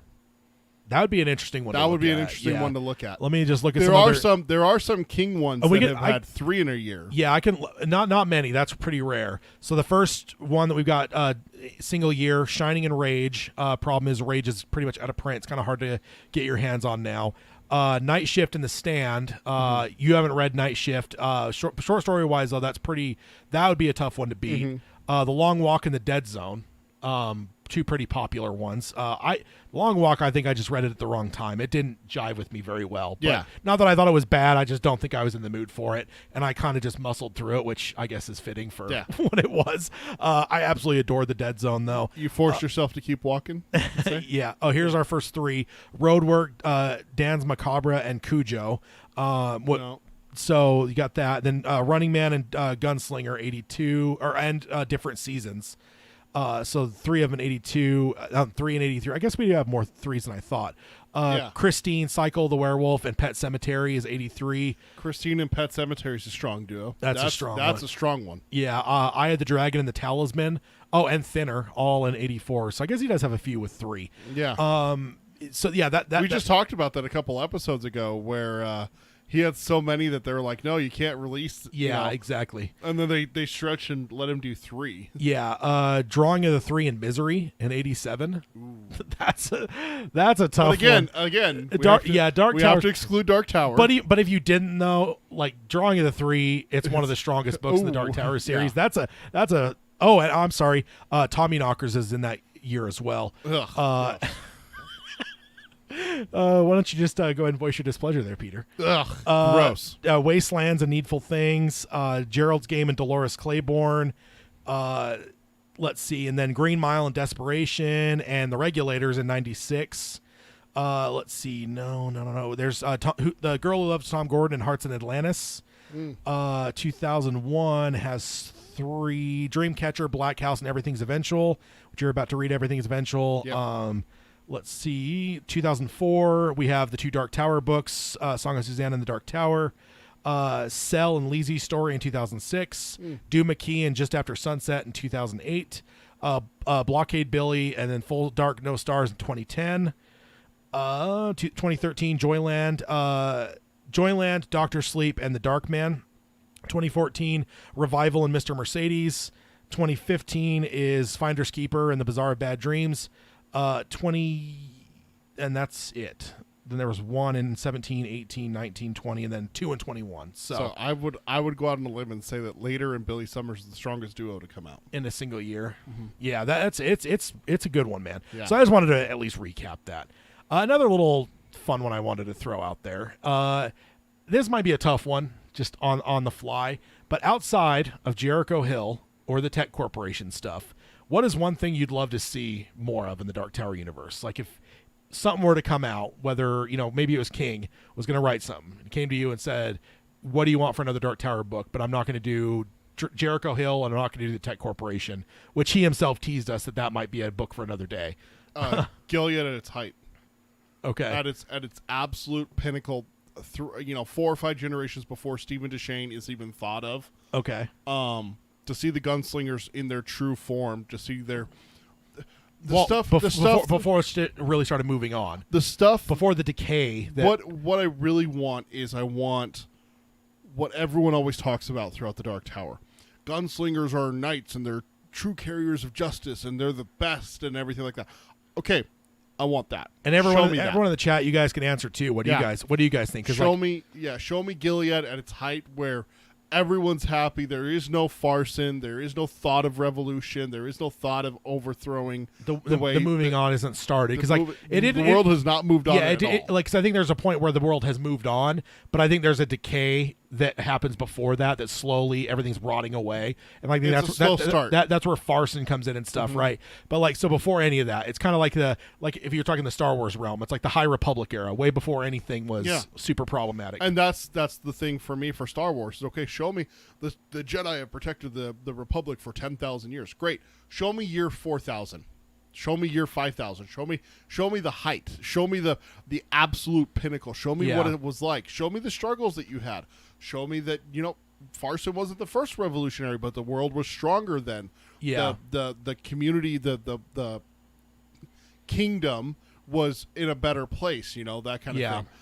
Because that's where we went through the keyhole with the sending him on a mission and everything like that. Yeah. I want to see that. I would love to see a book where it covers 4 pairs of gunslingers in groups of 2 or 3 being sent out to do missions, and you bounce between the 4 pairs.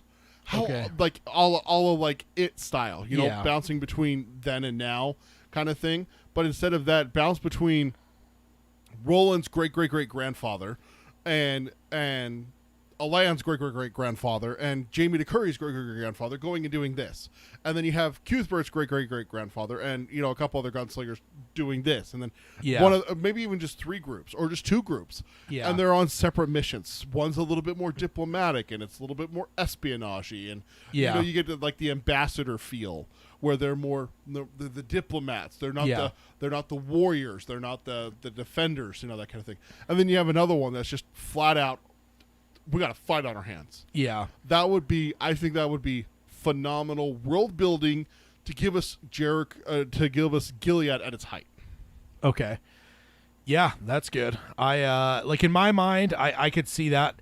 I think another thought that comes to my mind is potentially just like during kind of Roland's era, like the Fallen era, but maybe snapshots of different areas, maybe expansions on things. Like I think of Aunt Talitha, that was such a fascinating element that it's like, okay, how many more of those other areas that are like Aunt Talitha or like Lud that have these very unique things and they're kind of reacting to just this horrible fucking world that they live in. How much more of that can we expand on? Yeah, that's maybe away from Roland. Not necessarily the areas he hits, but let's see more of it. What does Magus look like in Roland's later day? I literally just had a thought, and the best part would be if you did the gunslingers from generations before Roland and Steven and them, is have one of the groups go through Lud. Yeah. How before? Awesome would that be to see a group go through Lud at its peak and have that described by how would you? Yeah. I would pay money just to have a chapter of them riding through Lud, describing it before they got into a mono to take across. Yeah. Not the wastelands. There is no wastelands yet. The world hasn't moved on. Yeah. Just have them take a mono across to get somewhere else. Yeah. That to me, what you're talking about, have it.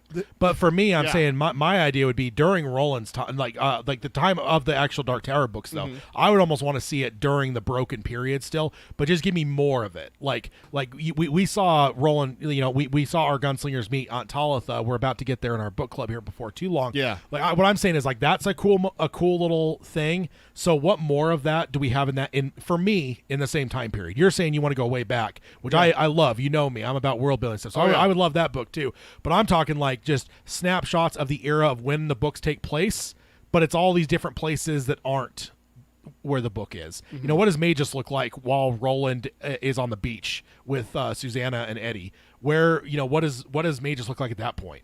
What is just all over the, because I think it's one of those things where it would allow King to maybe, and in my mind, like you said, bouncing around, I would almost say give me short stories. There you go. Give me a short story book that's just like maybe tales from throughout Midworld. It's these are different areas. Maybe like maybe in this one they'd be talking about I remember 3 generations ago when a gunslinger came through this town. That kind of stuff. Like, but for me, I would almost want like the more destitute, destroyed world, because it would be fascinating. Because like again, like I don't know why, like, but when we came up with those questions of like who's your favorite just outline character that's really not that important, and like Aunt Talitha is one that I called in because I'm like, to me she's one of those ones. She's a fascinating fucking character. Yeah. And so like I just think to myself, I wonder what else King can create. Again, especially because if I'm going to handcuff myself and say I can't pick Jericho Hill or the Tech Corporation, but what else would you want to see? And I think for me that's would be is just kind of like give me a short story where King can write maybe 4 to 10 short stories that span and dude, what if you also jumped into our world a little bit? What if you had a story that was a detective looking for Jack Mort? There you go.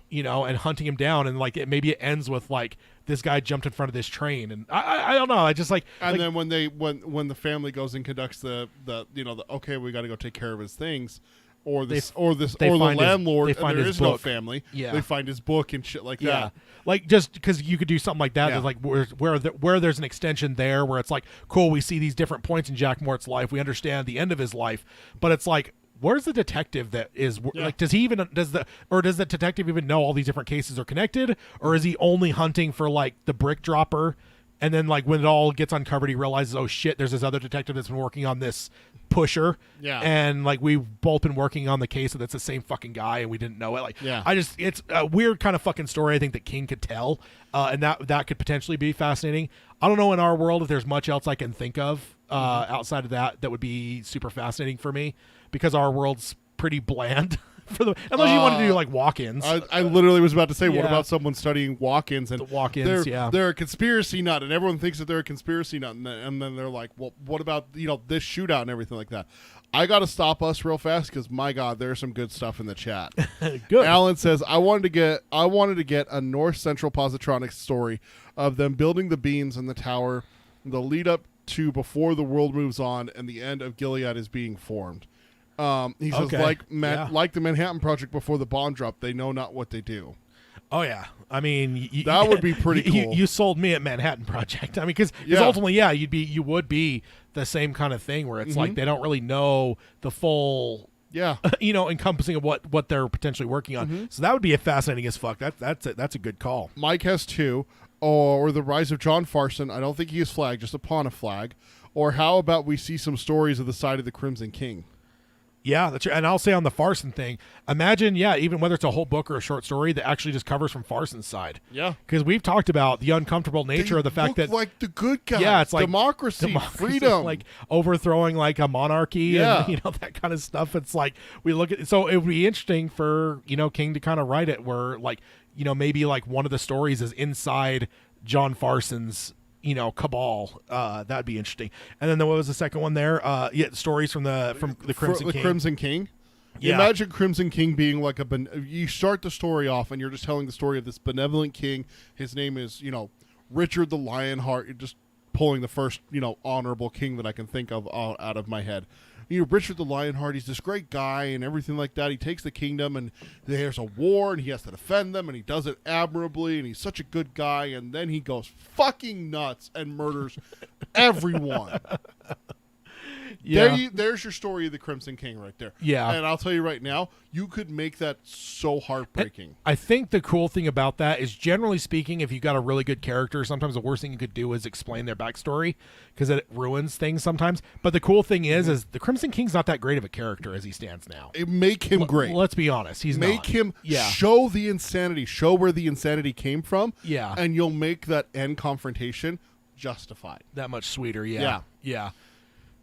I'm sorry. One other thing I thought of in my mind. One other thing you could do, if for my story, you just do these random snippets from whatever. What about hunters that are getting beam breakers? Oh, like Ted Brownigan and Dinky? Kidnapping people and- to bring yeah. to become breakers. Like that. Sheemy. That honestly, that could even be a full on novel. Just whether These you guys going on different missions. Hey, so yeah, we got this new one for you and your crew, Tad. We need you to go to Connecticut and pick up this guy. I mean, here's the target. The only problem there is you might be stepping on like the shop and the institute a little bit. It might be hard to write that without just What feeling about like that? a rehash of.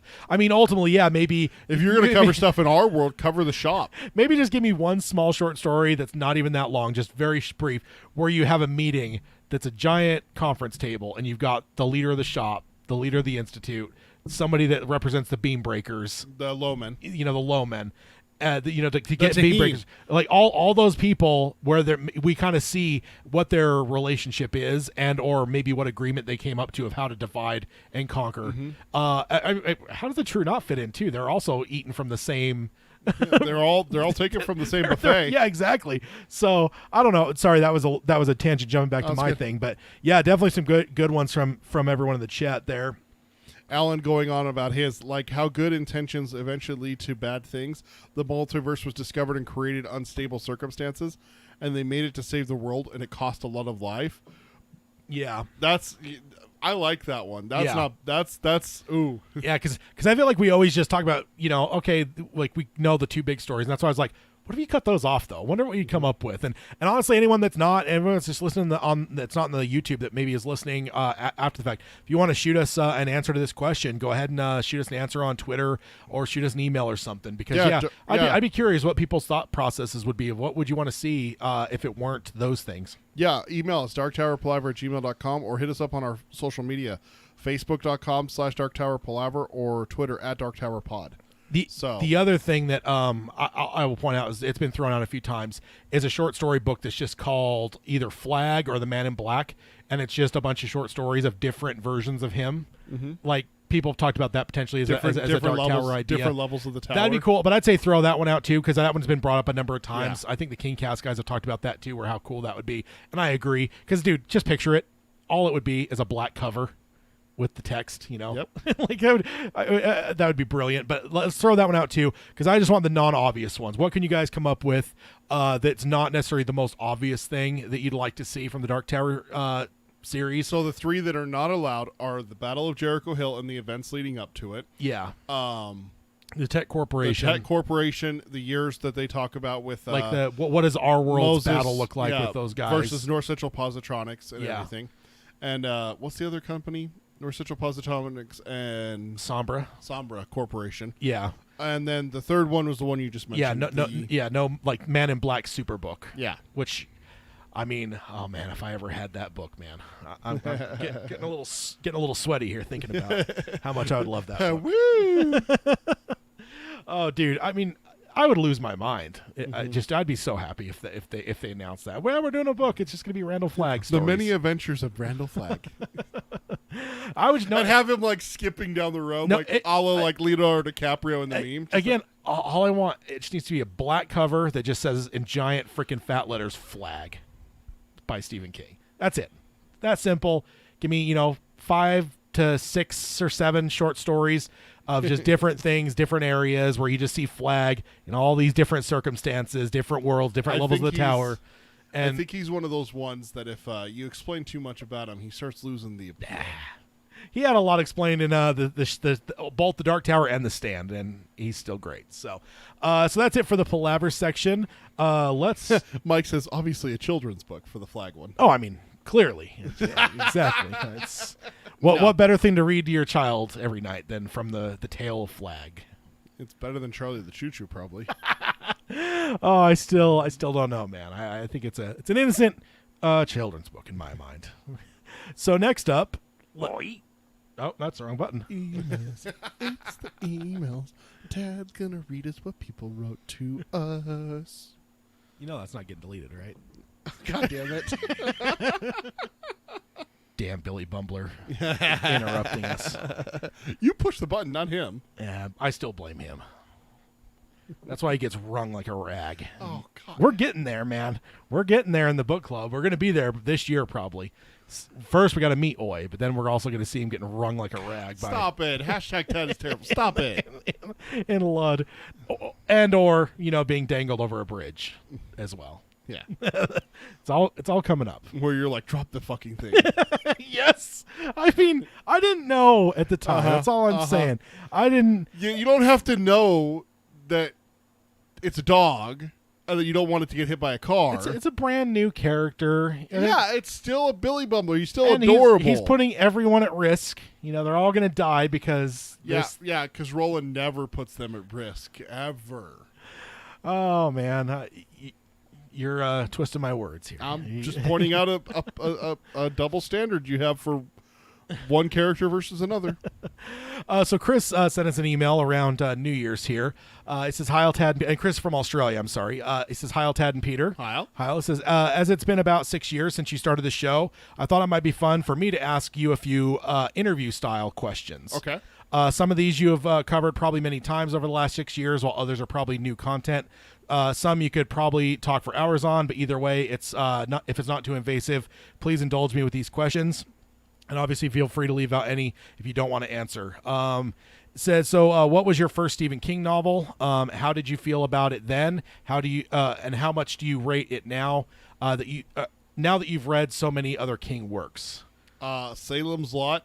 This guy gave it to me and told me I had to read it. It scared the living hell out of me, and it's the reason why I don't go back and reread it more often. That book still scares the living crap out of me. Really? Actually, that one's been on my mind for like 6 months now. I need to read that one again, dude. That's a fucking good one, dude. I just think that's one of those, like, it's just an underrated great book. Yeah. Like, it's just, the premise of it is just so... It's so eerie. It's so eerie. Yeah, it just gives you the heebie-jeebies. Exactly. It gives you the heebie-jeebies, and I got to tell you, vampires are borderline beasties. So that's not a plus for me. I mean, yeah, they're not like chomping your bones, but they are consuming you. They are.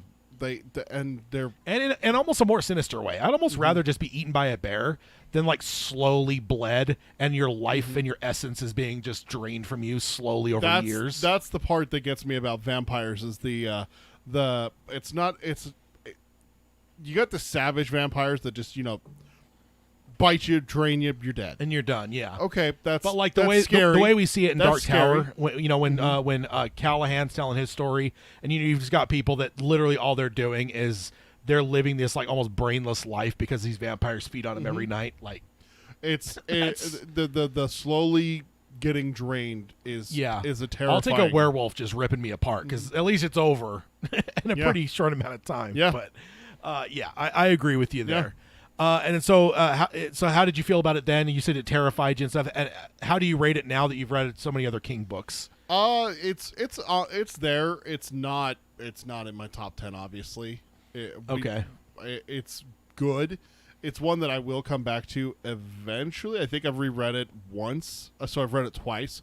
It's one it's due. It's coming up. I can feel probably this year if the movie's going to come out. I could definitely feel it coming, but it's just. It's not my go-to.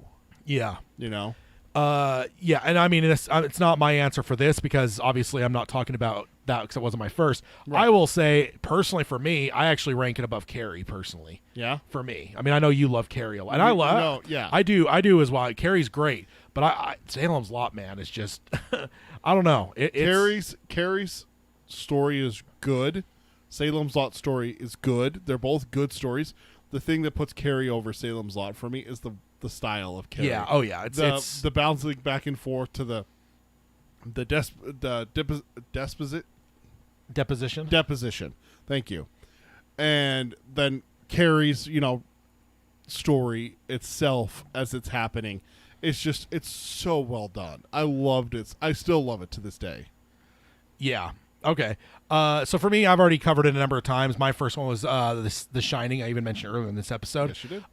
It was pretty much the first adult book I ever read. You know, I grew up reading a lot. I was always a reader. Whether it was like Charlie and the Chocolate Factory or freaking Dr. Seuss or Goosebumps. Like I just grew up constantly reading.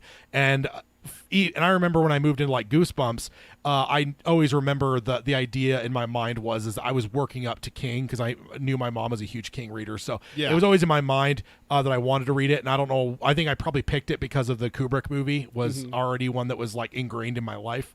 But it didn't really click for me for obvious reasons. There's a lot of thematic reasons that are very adult, and it obviously doesn't match what little young Tad was expecting when he had watched a Kubrick movie and had that memorized. Like it was so different that, you know, I think a lot of the adult stuff really that couldn't sink into a 12-year-old kid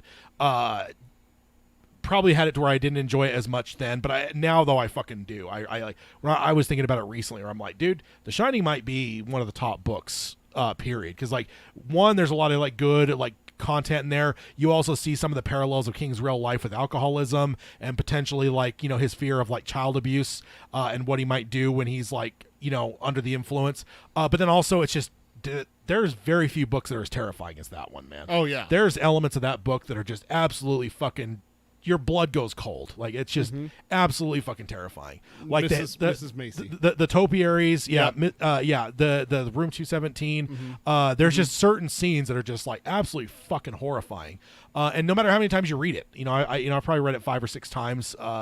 You know, and every single time though, like even though you know it's coming, like it just fucking it's so well written that it just So I appreciate it much more now than I did back in whatever year that would have been that I was 12 years old.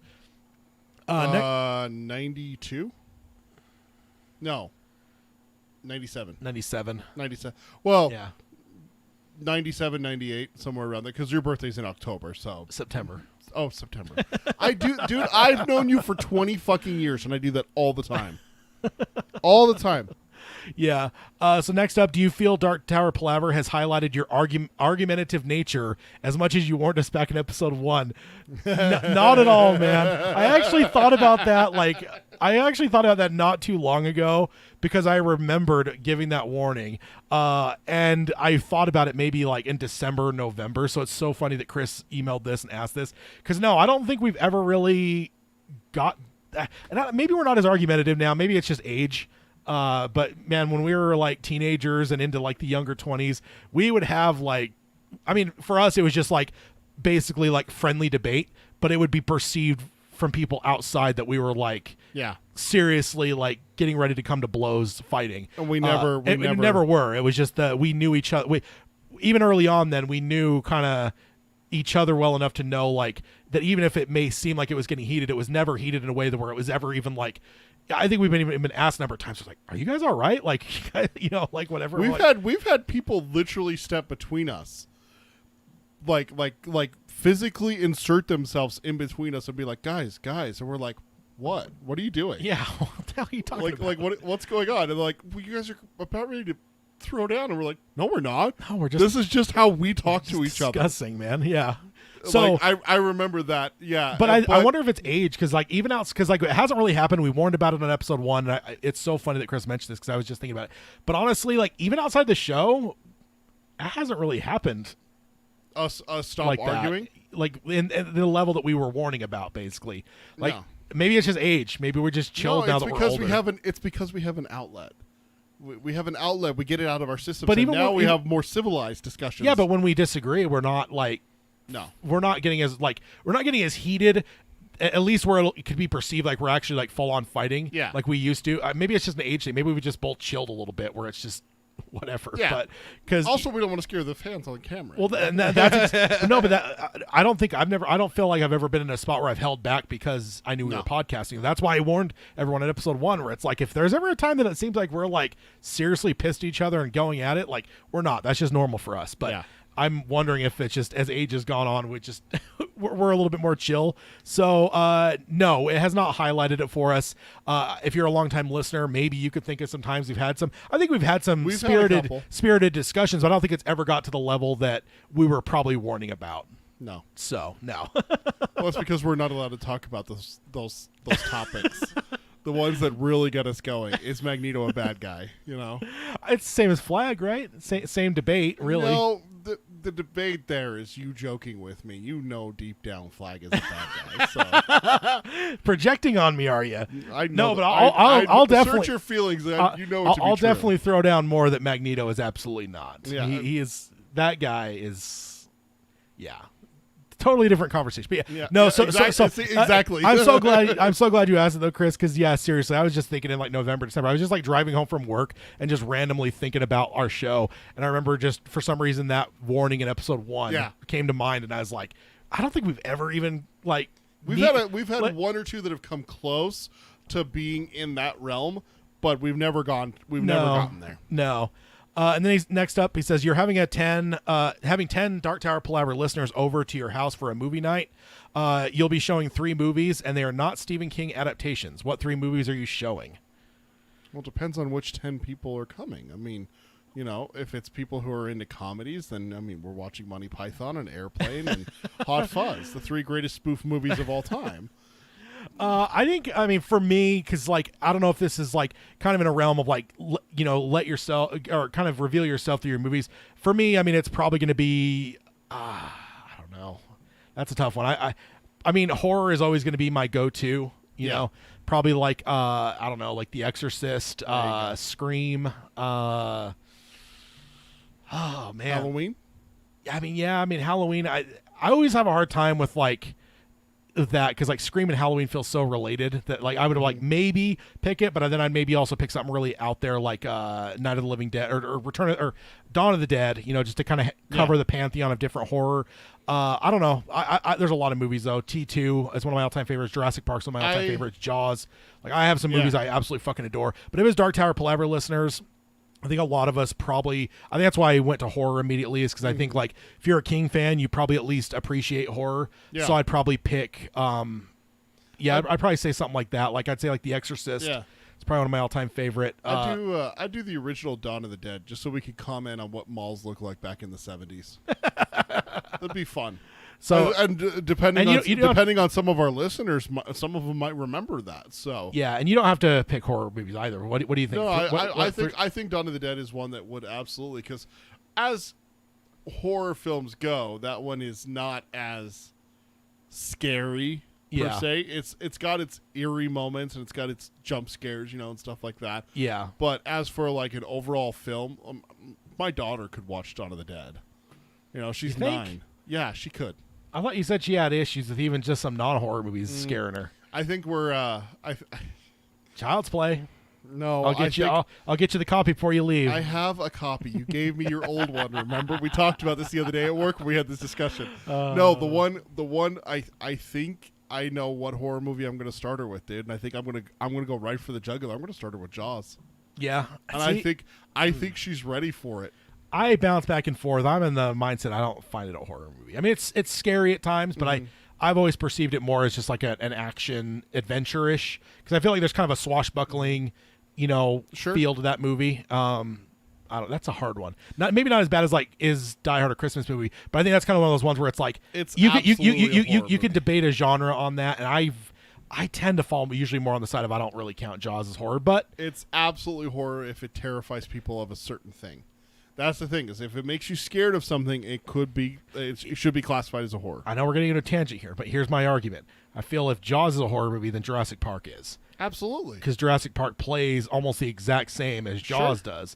It has horror elements of it. Exactly. You cannot tell me. But I don't think most people would say Jurassic Park's a horror movie, though. No, but there is there is a horror section. I guess for me, that's my rationale of why Jaws in my mind isn't horror. Here's the thing. If I walk up to 100 people and I say, what's the scene you remember from Jurassic Park?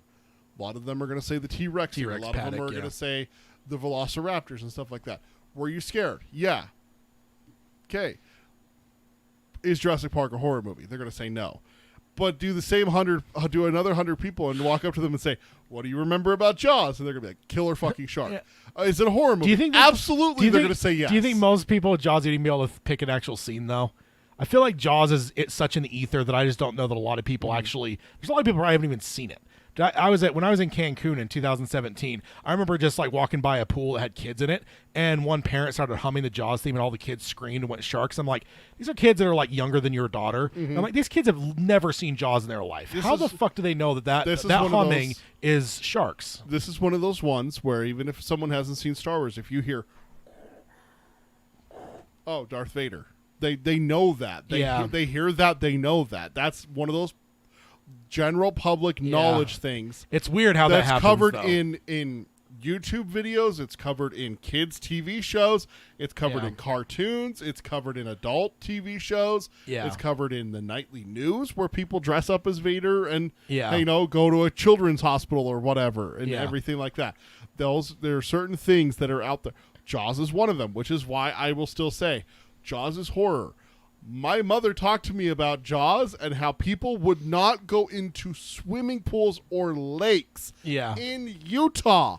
It's a landlocked state. We don't have an ocean bordering us. No. People still would not go swimming in Bear Lake. Because there's a Bear Lake monster there. There is a Bear Lake monster. That is true. But they were scared of a shark. Yeah. They were scared of a great white shark named Bruce who was going to eat you. That's a horror movie. Yeah. That's a horror movie. One thing I'll throw out there, I'm going to change mine around a little bit. I'd say The Exorcist, Scream, and I'd either flip a coin, but it'd either be Hereditary or Poltergeist. Why can't you finish with like a fun movie so that people don't go home going... That's why I did Poltergeist. That's a fun movie. It's only PG. Or was that one PG-13? I don't know. It's PG. That was before PG-13 existed. Was it? That's really close. That's right in that era where... No, it's before PG-13 existed. I don't know. But those are the ones I would have picked. So what did you land on your three movies then? I do Jaws, Dawn of the Dead, and then Hot Fuzz. Okay. Hot Fuzz to go home with. That's a great one. That is a great movie. You ever shot your gun in the air and gone, "Ah, no"? You ever fired two guns while jumping through the air? And then he says, what was your initial reactions to reading The Dark Tower, the ending of The Dark Tower? And then in parentheses, it says, once you eventually read it, Peter. I don't think I was super fond of it initially. I think like it was pretty quick for me to be able to like get over my initial kind of anger because I think I just expected something else. So for me, it was kind of pissed at first, though. I think my initial reaction was probably anger of just like, dude, that's kind of a cop out. Fuck that type thing. But it was probably it was probably within hours though that I kind of as the more I let it like sink in and stuff and whatever, I was like, you know, that's actually kind of a cool ending. And then as times went on, I started to realize like, you know, maybe over the course of like a week or so, I probably realized where it's like, well, what else could it have been? And that's where it's like nothing. Like nothing else really would have made sense. Like, you know, you couldn't have had him open the door and there's just some fucking god sitting on a throne that's going to answer his questions or right the world or whatever. The Matrix architect. Yeah, like so I think it's just been an evolution over time where it's just like I've come to accept to the point where now I fucking adore the ending. I think it's one of the best things about the books. But my very first initial reaction was absolute anger. I was mad. Yeah. I was disappointed the first time because I mean it was almost worse for me because I was like, that's it, he walks into the Dark Tower and that's the end of it. That's so fucking stupid.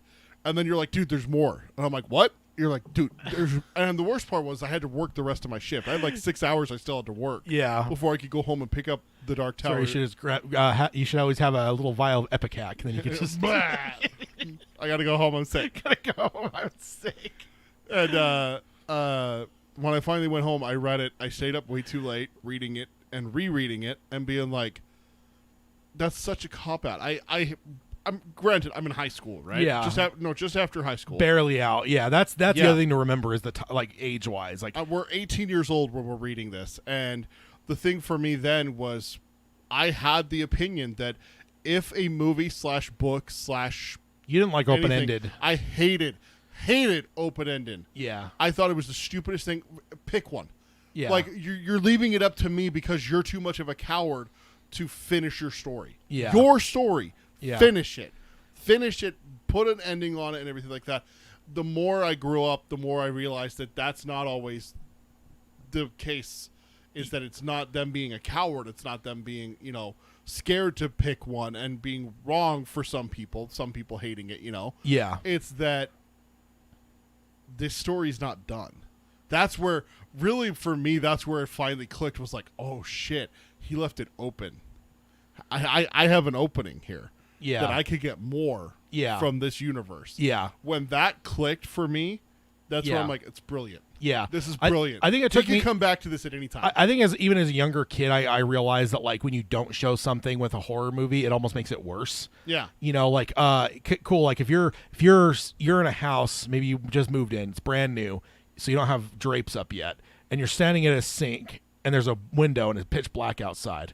Mm-hmm. Is it worse to just let the audience just see that blackness, or is it worse to then go out and show like a werewolf looking at them? There is a werewolf out there. Yeah, because like then like you're in the realm of like, well, is the werewolf scary enough? Like, is it like, is it believable? Like whatever. But whereas if it's not, if it's just the fucking darkness, and then you let the composer do some brilliance of music, like that's going to be way more scary. So I think I've always accepted that from a very early age.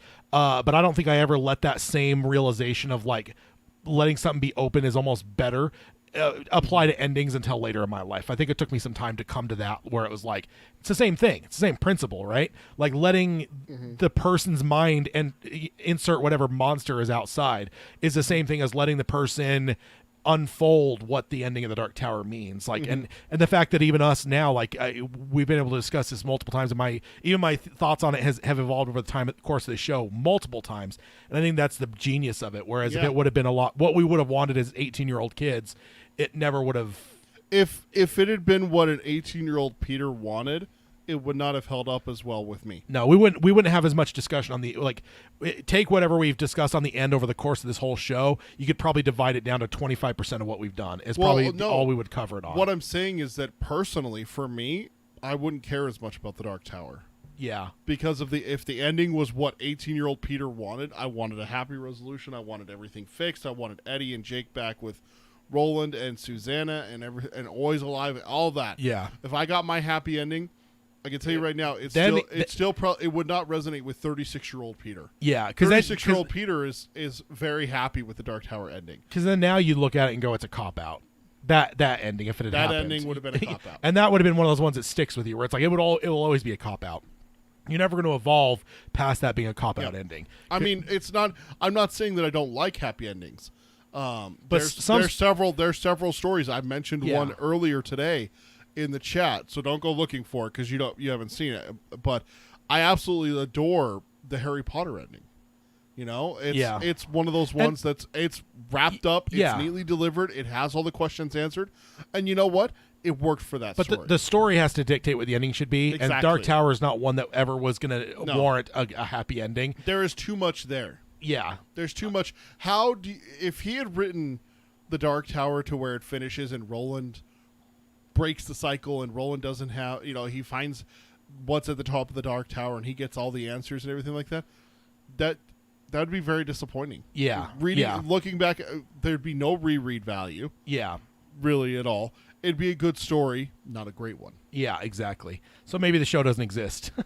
Honestly, if that was the case, Dark Tower Palaver would not exist. Yeah. Because I wouldn't. I'll tell you right now, I wholeheartedly believe I would not be as passionate about the Dark Tower if it had a conclusion ending, whether good or bad, one way or the other. I would not be here today. Yeah. Talking with you right now on YouTube, making a podcast to go out to, however many people. I would not be here if it had a close ending. Yeah. I agree. Next up, good one. What's your favorite Star Wars movie? New Hope. Yeah, mine's Empire. And for me, it has been since I was a kid. Because I always loved the snow here in Utah. Mm-hmm. And so like the snow planet, and like as a kid, I remember it was the Snow Planet one. And so I love that. I love the walkers.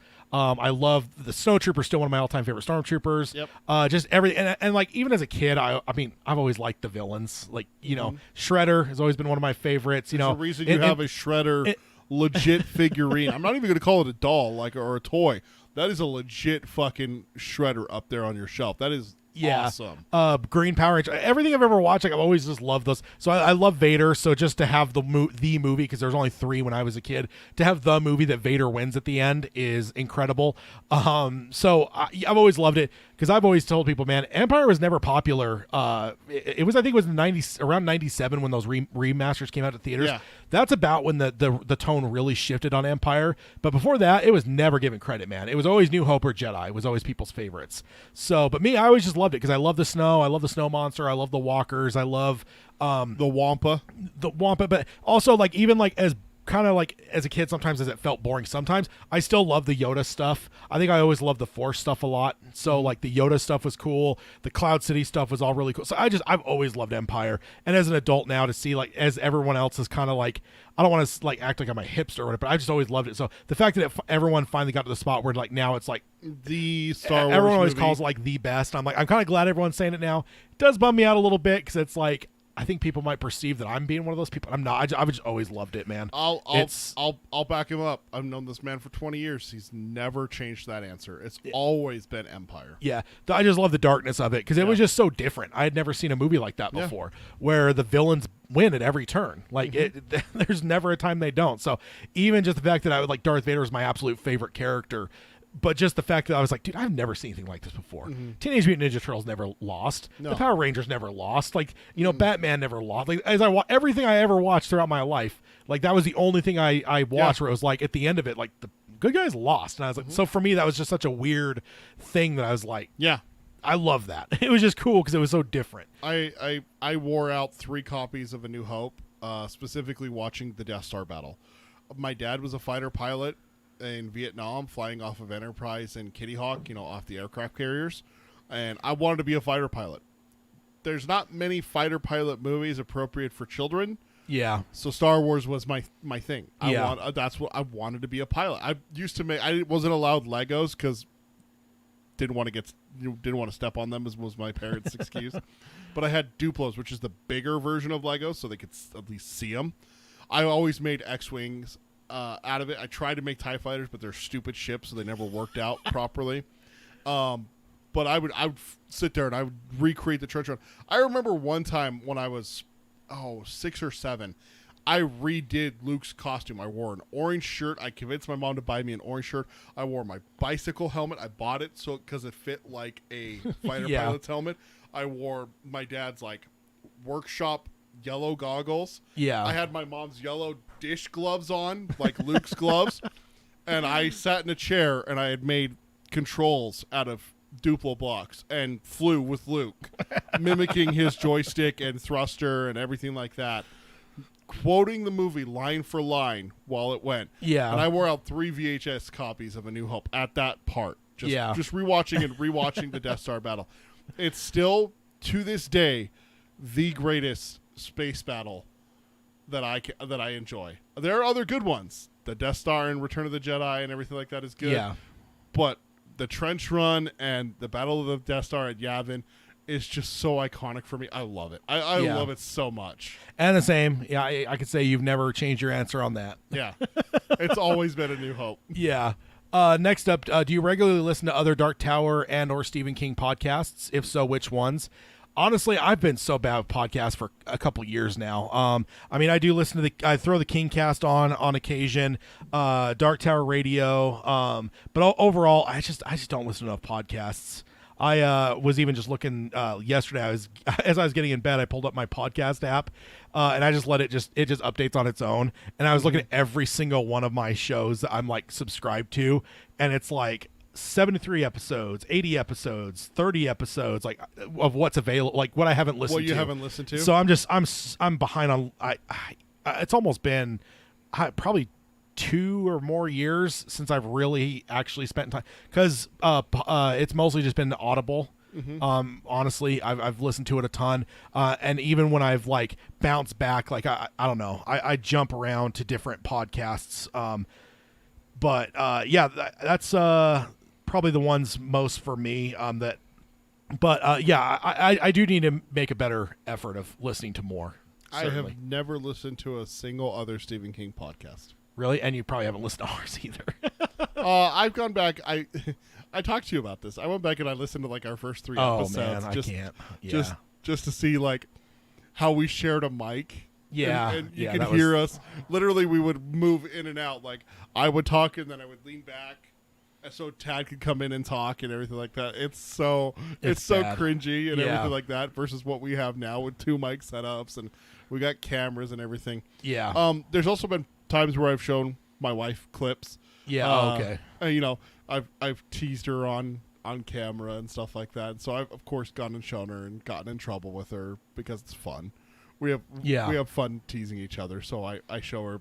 I've talked and embarrassed her a couple times. Yeah. And so, you know, stuff like that. But going back and like listen to our show to listen to us talk. No, I was here. I don't need to do that. Yeah. You know. Yeah.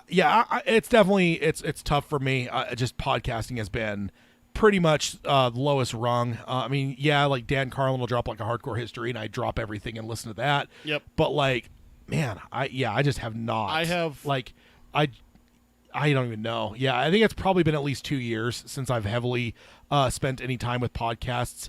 But every once in a while, I'll try to pull some up and listen to some. But it definitely haven't done well enough. I guess would be my. I have literally one podcast that I listen to when they release a new episode. It's because they do weekly episodes, and I just find it fascinating.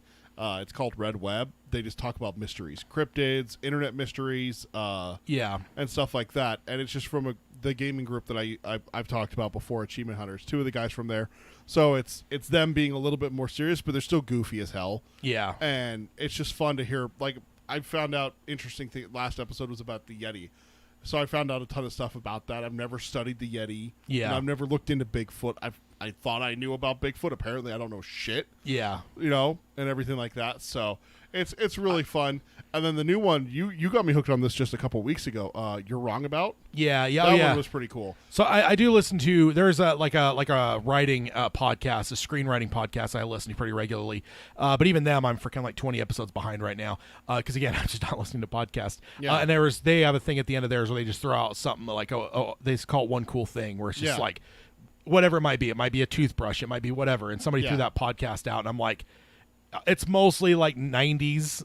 His shit that it was happening when we were growing up, and it's just like, hey, like you think you know a story on this and you don't, and so I was just like, oh, that sounds intriguing. And I think that's the first time I listened to a podcast in ages, was like jumping in to listen to some of those. And yeah, but you know, even recently I thought about, I've even like gotten rid of some podcasts I used to subscribe to, not necessarily King, but just other podcasts, because I was just like, they were daily shows, like you mentioned, and there's a few where I'm like, I had daily shows, and I unsubscribed because I'm like, I literally am not listening to podcasts enough, and like I will get buried if you're doing a daily show, like, and I'm never going to be able to catch up, and it just so I just unsubscribe. Be not 300 episodes behind. Yeah, it's like, it's not because they're bad, it's just because like I'm just not.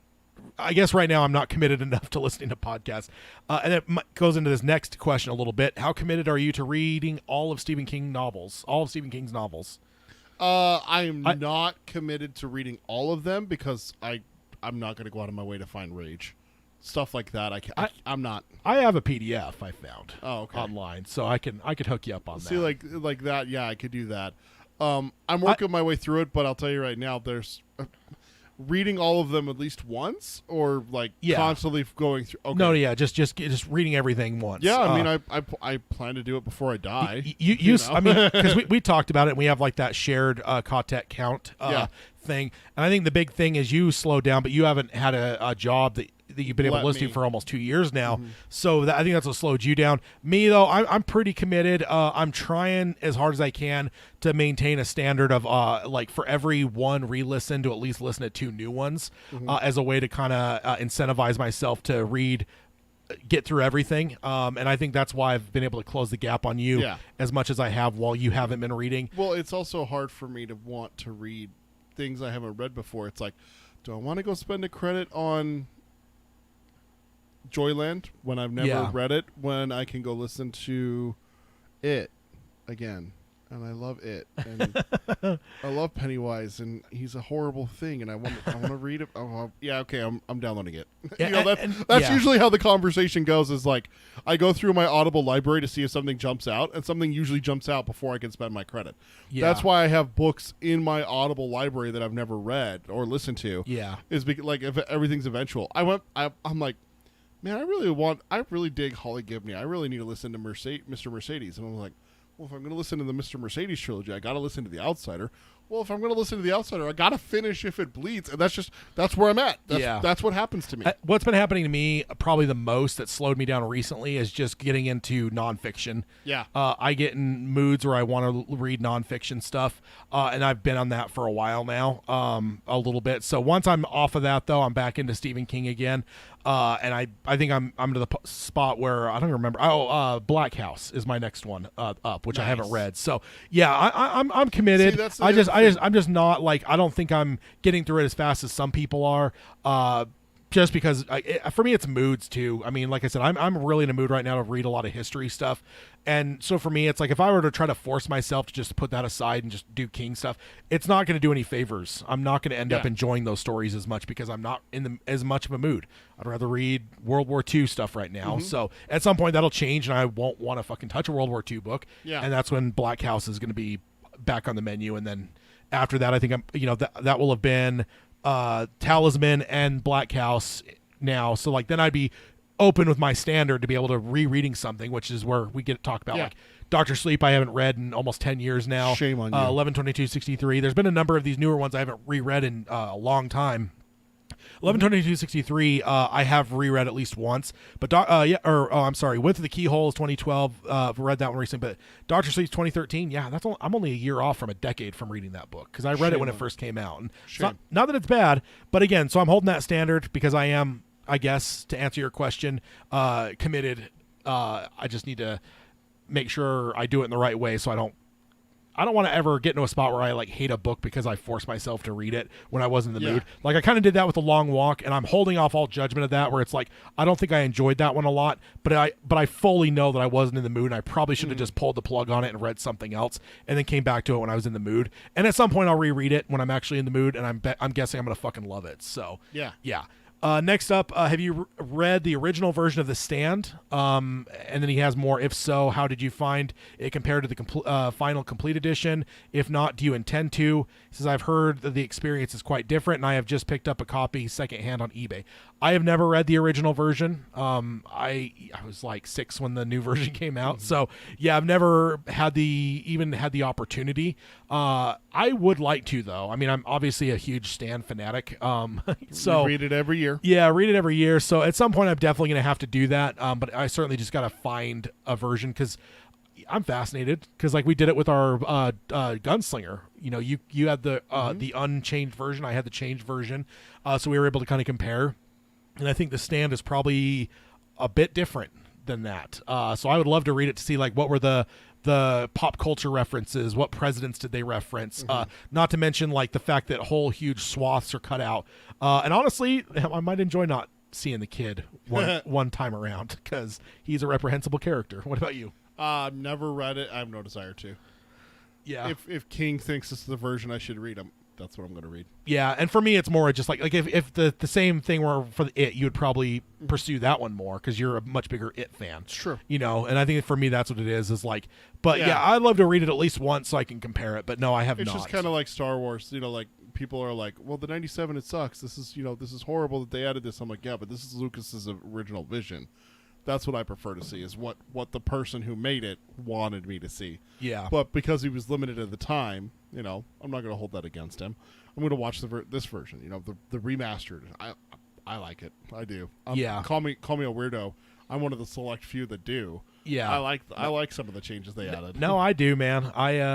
There was a thing where on this like Reddit for Star Wars, I think, and they were asking like, what's your most unpopular Star Wars opinion? And I'm like, I don't hate any change that Lucas made to the original trilogy. Like, and yeah, like people could fight me on that, but I do not. Like, there was one that bothered me for a bit, but then once engaged with it and tried it out, and then as time went, I realized like it actually made more sense than the original, which I grew up on. The original. Han shot first. Hashtag Han shot first. Mike says.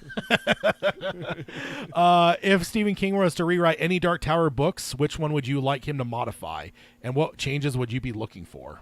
Like, kind of give it like a Stan treatment. No, yeah, or book one, Gunslinger had the kind of the remaster, like a touch up. And King's even alluded to the fact that ultimately they were all kind of first drafts, and that he's except for the first book, he's never gone back and actually kind of done a second draft on any of them. So Carrie.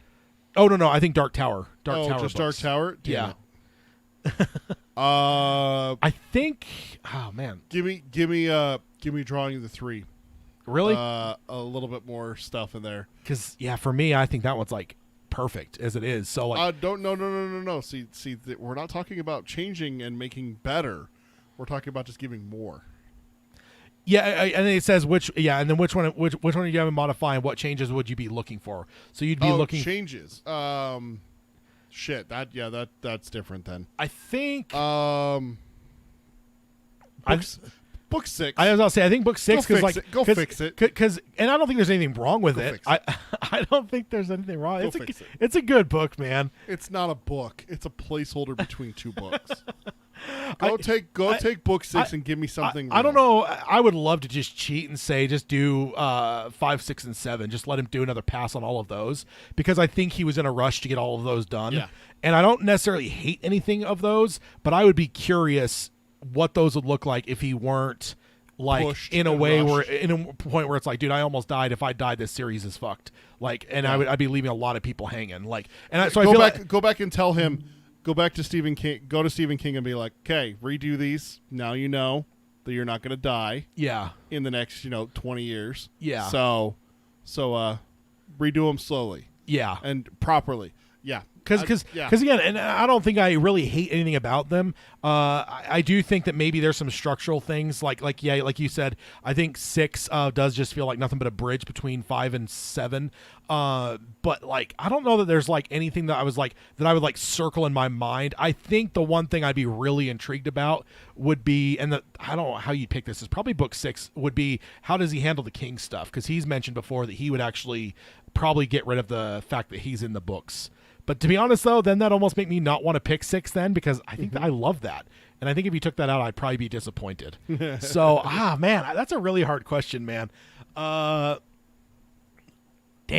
Yeah, that's a tough one. I like your answer. The book 5, 6, and 7. Let's if I could cheat and just because I would just be intrigued what they would look, how much different they would be. Because I think that all the other books feel so different from each other, and I feel like there's a stylistic difference between 5, 6, and 7, but they seem so much closer to each other style wise. Yeah, they don't seem as distinct. Like when you look at books 1, 2, and 3, like that is a fucking sharp difference between each of those books. Yeah. When you look at 5, 6, and 7, there is a difference. You got the Magnificent 7, the 7 Samurai. You've got the Song of Down, which is just a fucking batshit thing, and it's like framed like a song with stanzas and stuff. And then book 7 is just this fucking mammoth thing.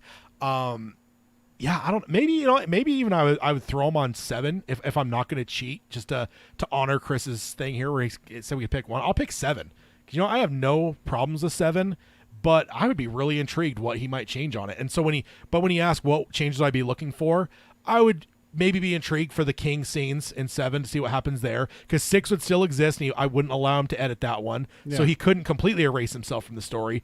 But how does the rest of it? How does it all play out? Does anything change? That's good. I like that. I think I'd go with that because I really think 5 is just great, and I think 1 through 5 are like pitch perfect. I don't think there's anything I would really change. Okay. No, I like that answer. 7 would be interesting to see how he would do differently. Would he do anything differently with the ending, especially? Yeah, that's a good answer. I like that. Yeah, so I'm including that with mine. If I have to pick a solo book 6.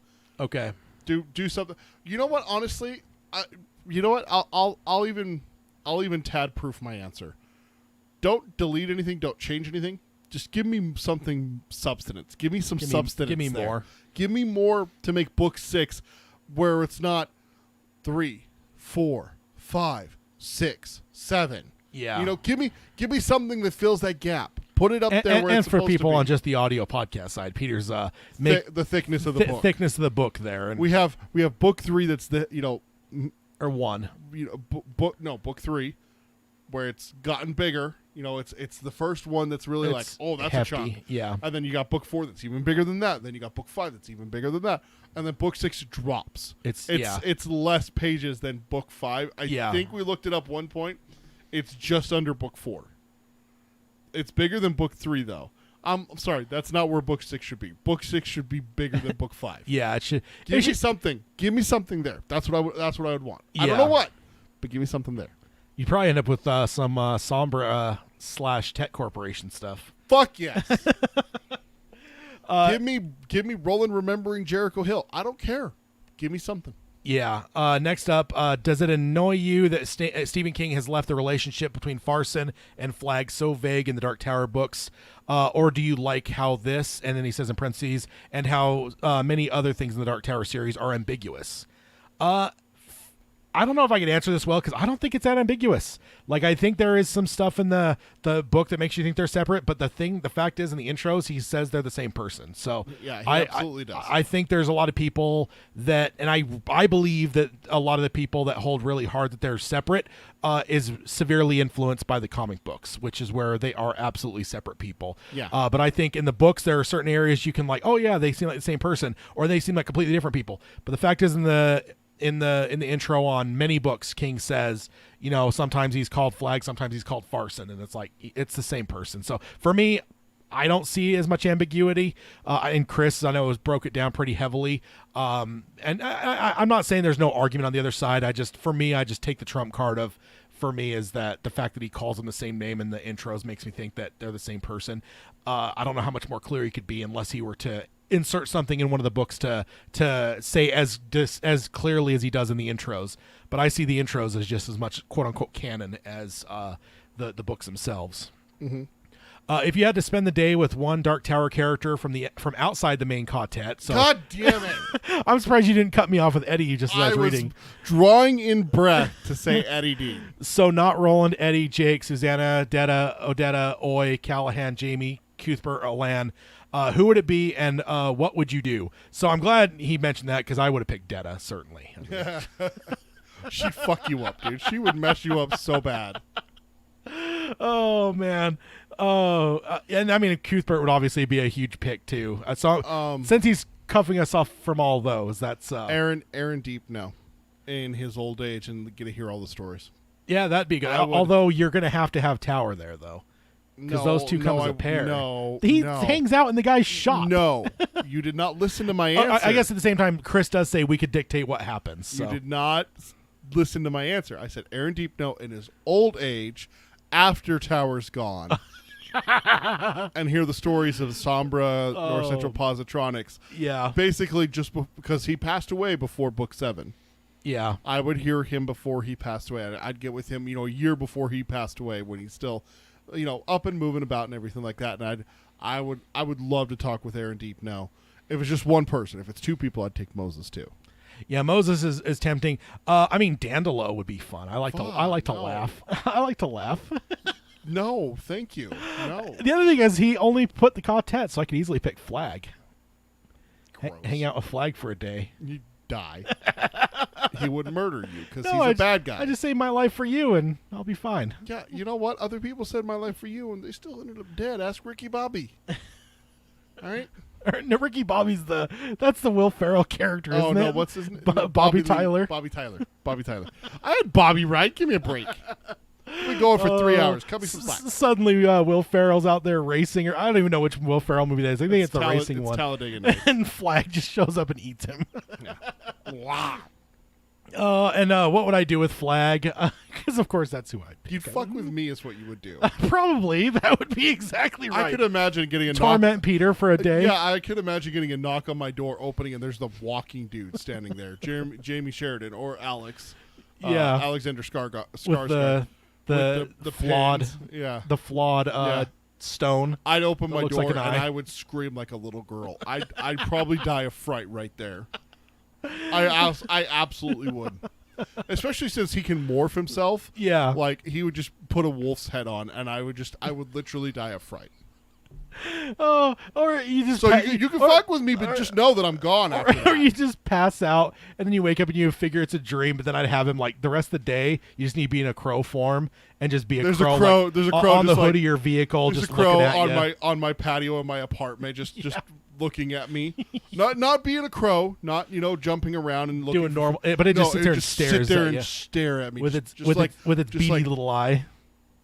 I mean, that's a win-win for me. Hanging out with Flag and then tormenting you for a day.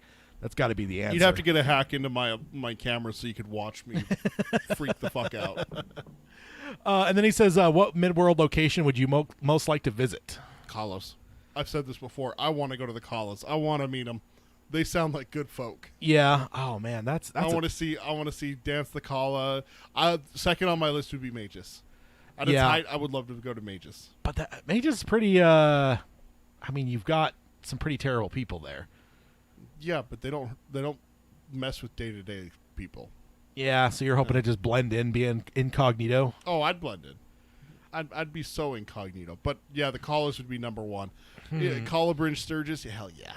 Go see the Jaffords. Yeah, I see. I think this is kind of like one of those like Game of Thrones though, where like if the last show you watch is Game of Thrones and someone's like, "Would you want to be in the last show you watch?" And you're like, "Fuck no, no hell no." Dark Tower is kind of that way where it's like there's very very few places that I'd be like cool to going to because there's just most of it's just pretty desolate and terrible. Oh yeah, I'm trying to like sift through there. I certainly don't want any lobstrosity action, so no beach for me. I don't know if there's really anything in book 3 that would be desirable. What about the forest? You got a giant bear there. It's dead. If it's dead, I mean, what if I'm there when it's not? Lud is right up your alleyway. You love crazy psycho pieces of shit. I mean, yeah. Honestly, I would probably, as dangerous as it might be, probably go toward the end of the journey somewhere, like kind of where Dandelo's at area. Mm-hmm. Like what Empathica stuck in my mind. After Empathica. Yeah, where you're just like kind of like snow. I mean, I love snow. Yeah. Or even just towards like Cancun Ray, even if I'm like out of range, just to see it, I think would probably be primo. But then again, I'm in a lot of danger, obviously. So I'm in danger. yeah. Recommend one of your favorite books to us. It can be fiction or nonfiction, but cannot be by or about Stephen King. Watchers by Dean Koontz. Oh man, that's a rough one. Want me to give a little synopsis while you? Yeah, go ahead and talk for a second while I'm going to pull up my Audible and see if there's anything that jumps to mind. I'm not a huge Dean Koontz fan like I used to be, like back in high school before Tag got me into Stephen King. But Watchers is quintessential beast story. It's about a lab that creates a super smart dog to do espionage back in, I think this is the 70s was when this story takes, no, it's the 80s. Or maybe it's the 90s. I don't remember. 70s, 80s, or 90s, somewhere in there. It's before, like the whole, like, internet era and everything like that. So there's, like, Russian espionage. So it's probably the 70s. And late 70s, early 80s. And this really smart dog escapes the compound and meets up with this guy who's had a rough life and helps him kind of turn his life around. But at the same time, from the same lab, a monstrosity called the Outsider is also loose and hunting the dog. So this guy, has to try to learn about this dog who's obviously super smart, and then you have this beast hunting it. And then on top of that, you have an assassin hunting both of them, trying to capture them to make money from Russia. So it's got a lot going on, but it's got a couple great characters. I think his name is Travis is the main character, is awesome. The dog ends up getting named Einstein, which is just fitting. And so it's a good story. I love it. It's a great story. Yeah, man. I've got a lot of fucking Stephen King books. Yeah. Oh man, if I could recommend one for Tad is to fucking read Harry Potter, you piece of shit. It's 2022. Somebody was giving me shit at work about that this last week. Good. Actually. You deserve it. It's tough. Like I'm a huge history fan. I just saw one maybe that oh man, that is a tough question, man. Probably. Oh, I don't know. Nothing is even like jumping out. So many Stephen King. Tad's got his phone out. I He's looking should. through his I should be able. Audible. I should be able to like sort out and just show me everything that's not Stephen King. So my library goes down to like 10 instead of like 100 or whatever. Wow. I actually. Oh yeah, you gave me a Harry Potter book. Did I really? You Yeah, Harry Potter Wow. and the Sorcerer's Stone. Wow, Because remember, it lets you give one book to someone, and I think you gave it to me to start. I mean, one of these times I'll have to use credits to actually buy up the rest and Wow. be ready. Wow.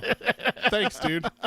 Wow, you're welcome. Oh man. Honestly, there's there was one that I just read not in the last couple years that was about where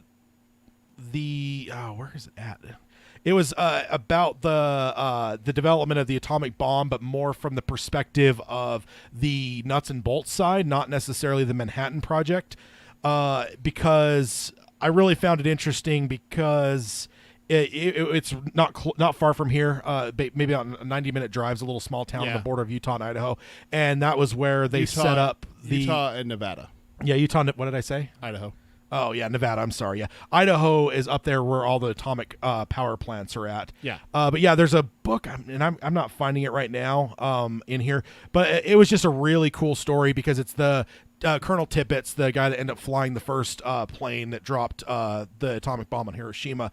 But it's basically an Operation Silver Plate is what it was called. The whole project from him where he basically used all this equipment, and like it goes through the whole story. I'll find it and make sure it's in the show notes. But it was just a fascinating story because it's not, because I've also read ones that cover the Manhattan Project, and that gets really bogged down in like physics and some pretty crazy stuff. And I just found it a little bit more kind of blue collary to cover like what were the pilots, like Tippett's and these. And I remember at one point it talked about like all these different times that these pilots would then take a train into Salt Lake City, and they'd end up like getting arrested, and then like Tippett's would have to like call the police department and tell them like, hey, they're part of this like top secret military project, you've got to let them go. And they get released from jail after like doing ballroom brawls and stuff. And it's just a fascinating fucking story. And it's not really, it's kind of more unsung of kind of whatever. Because again, I think everyone talks about like, Robert Oppenheimer and, like the physics side of things. But, the dude that was sitting there going, hey, you're going to have to drop this giant fucking heavy ass bomb out of a plane from 30,000 feet. And you better hope you have enough speed that when it goes off, you're out of range. And just to like then train the pilots, because nobody's had ever dropped a bomb that big or heavy before. So there was a lot that they had to deal with, and there was just a lot of crazy characters and stuff, and I don't know. So maybe that I'll have to find the title of it. It's not fucking coming up, and I'm forgetting what it was called exactly, but I'll throw it in the show notes for sure. But kind of a fun little history that's not maybe as dark as some World War II things. I mean, it's dark at the end when they drop a horrible bomb, but it's not necessarily like, oh, here's a fucking, whatever, couple hundred or whatever, almost 1,000-page book on like Nazi Germany or whatever. Yeah. Like it's not as terrible as that. So. Not as terrible as the one that you turned me on to, the concentration camps. Yeah.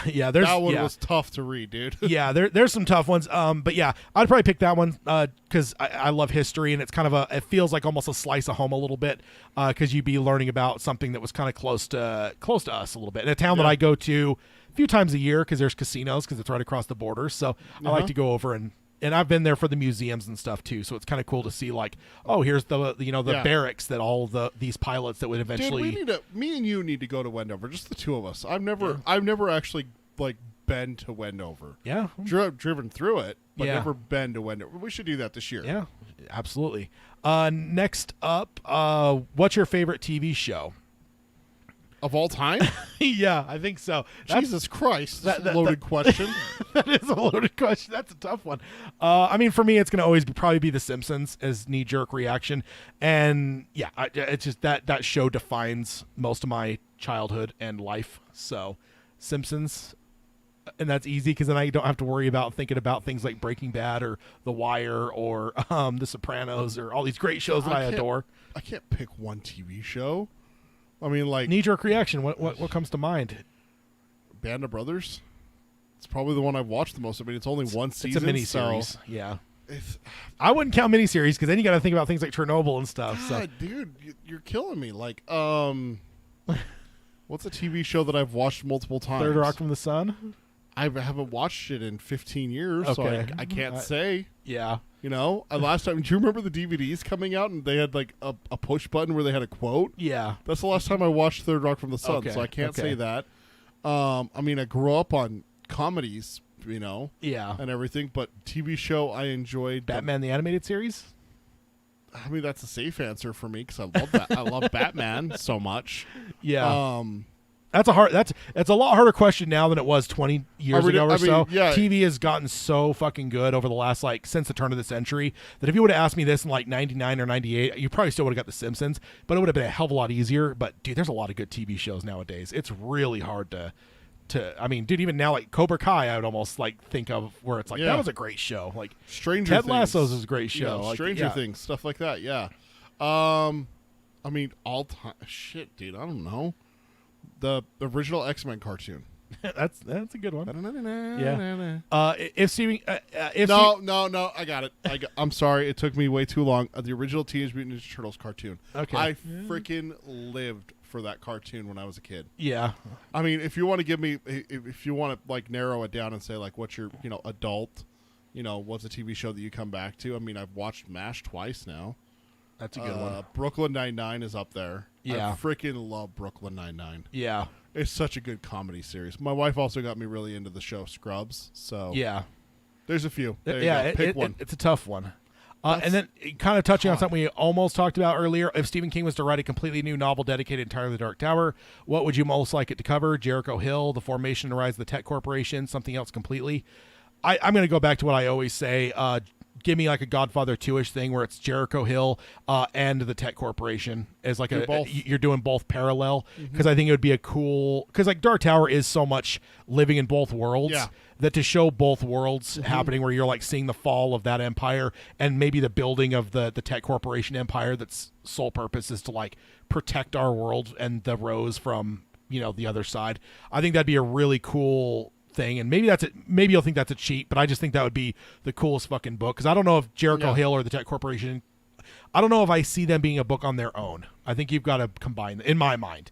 I think just a singular book on Jericho Hill, like that'd be rough.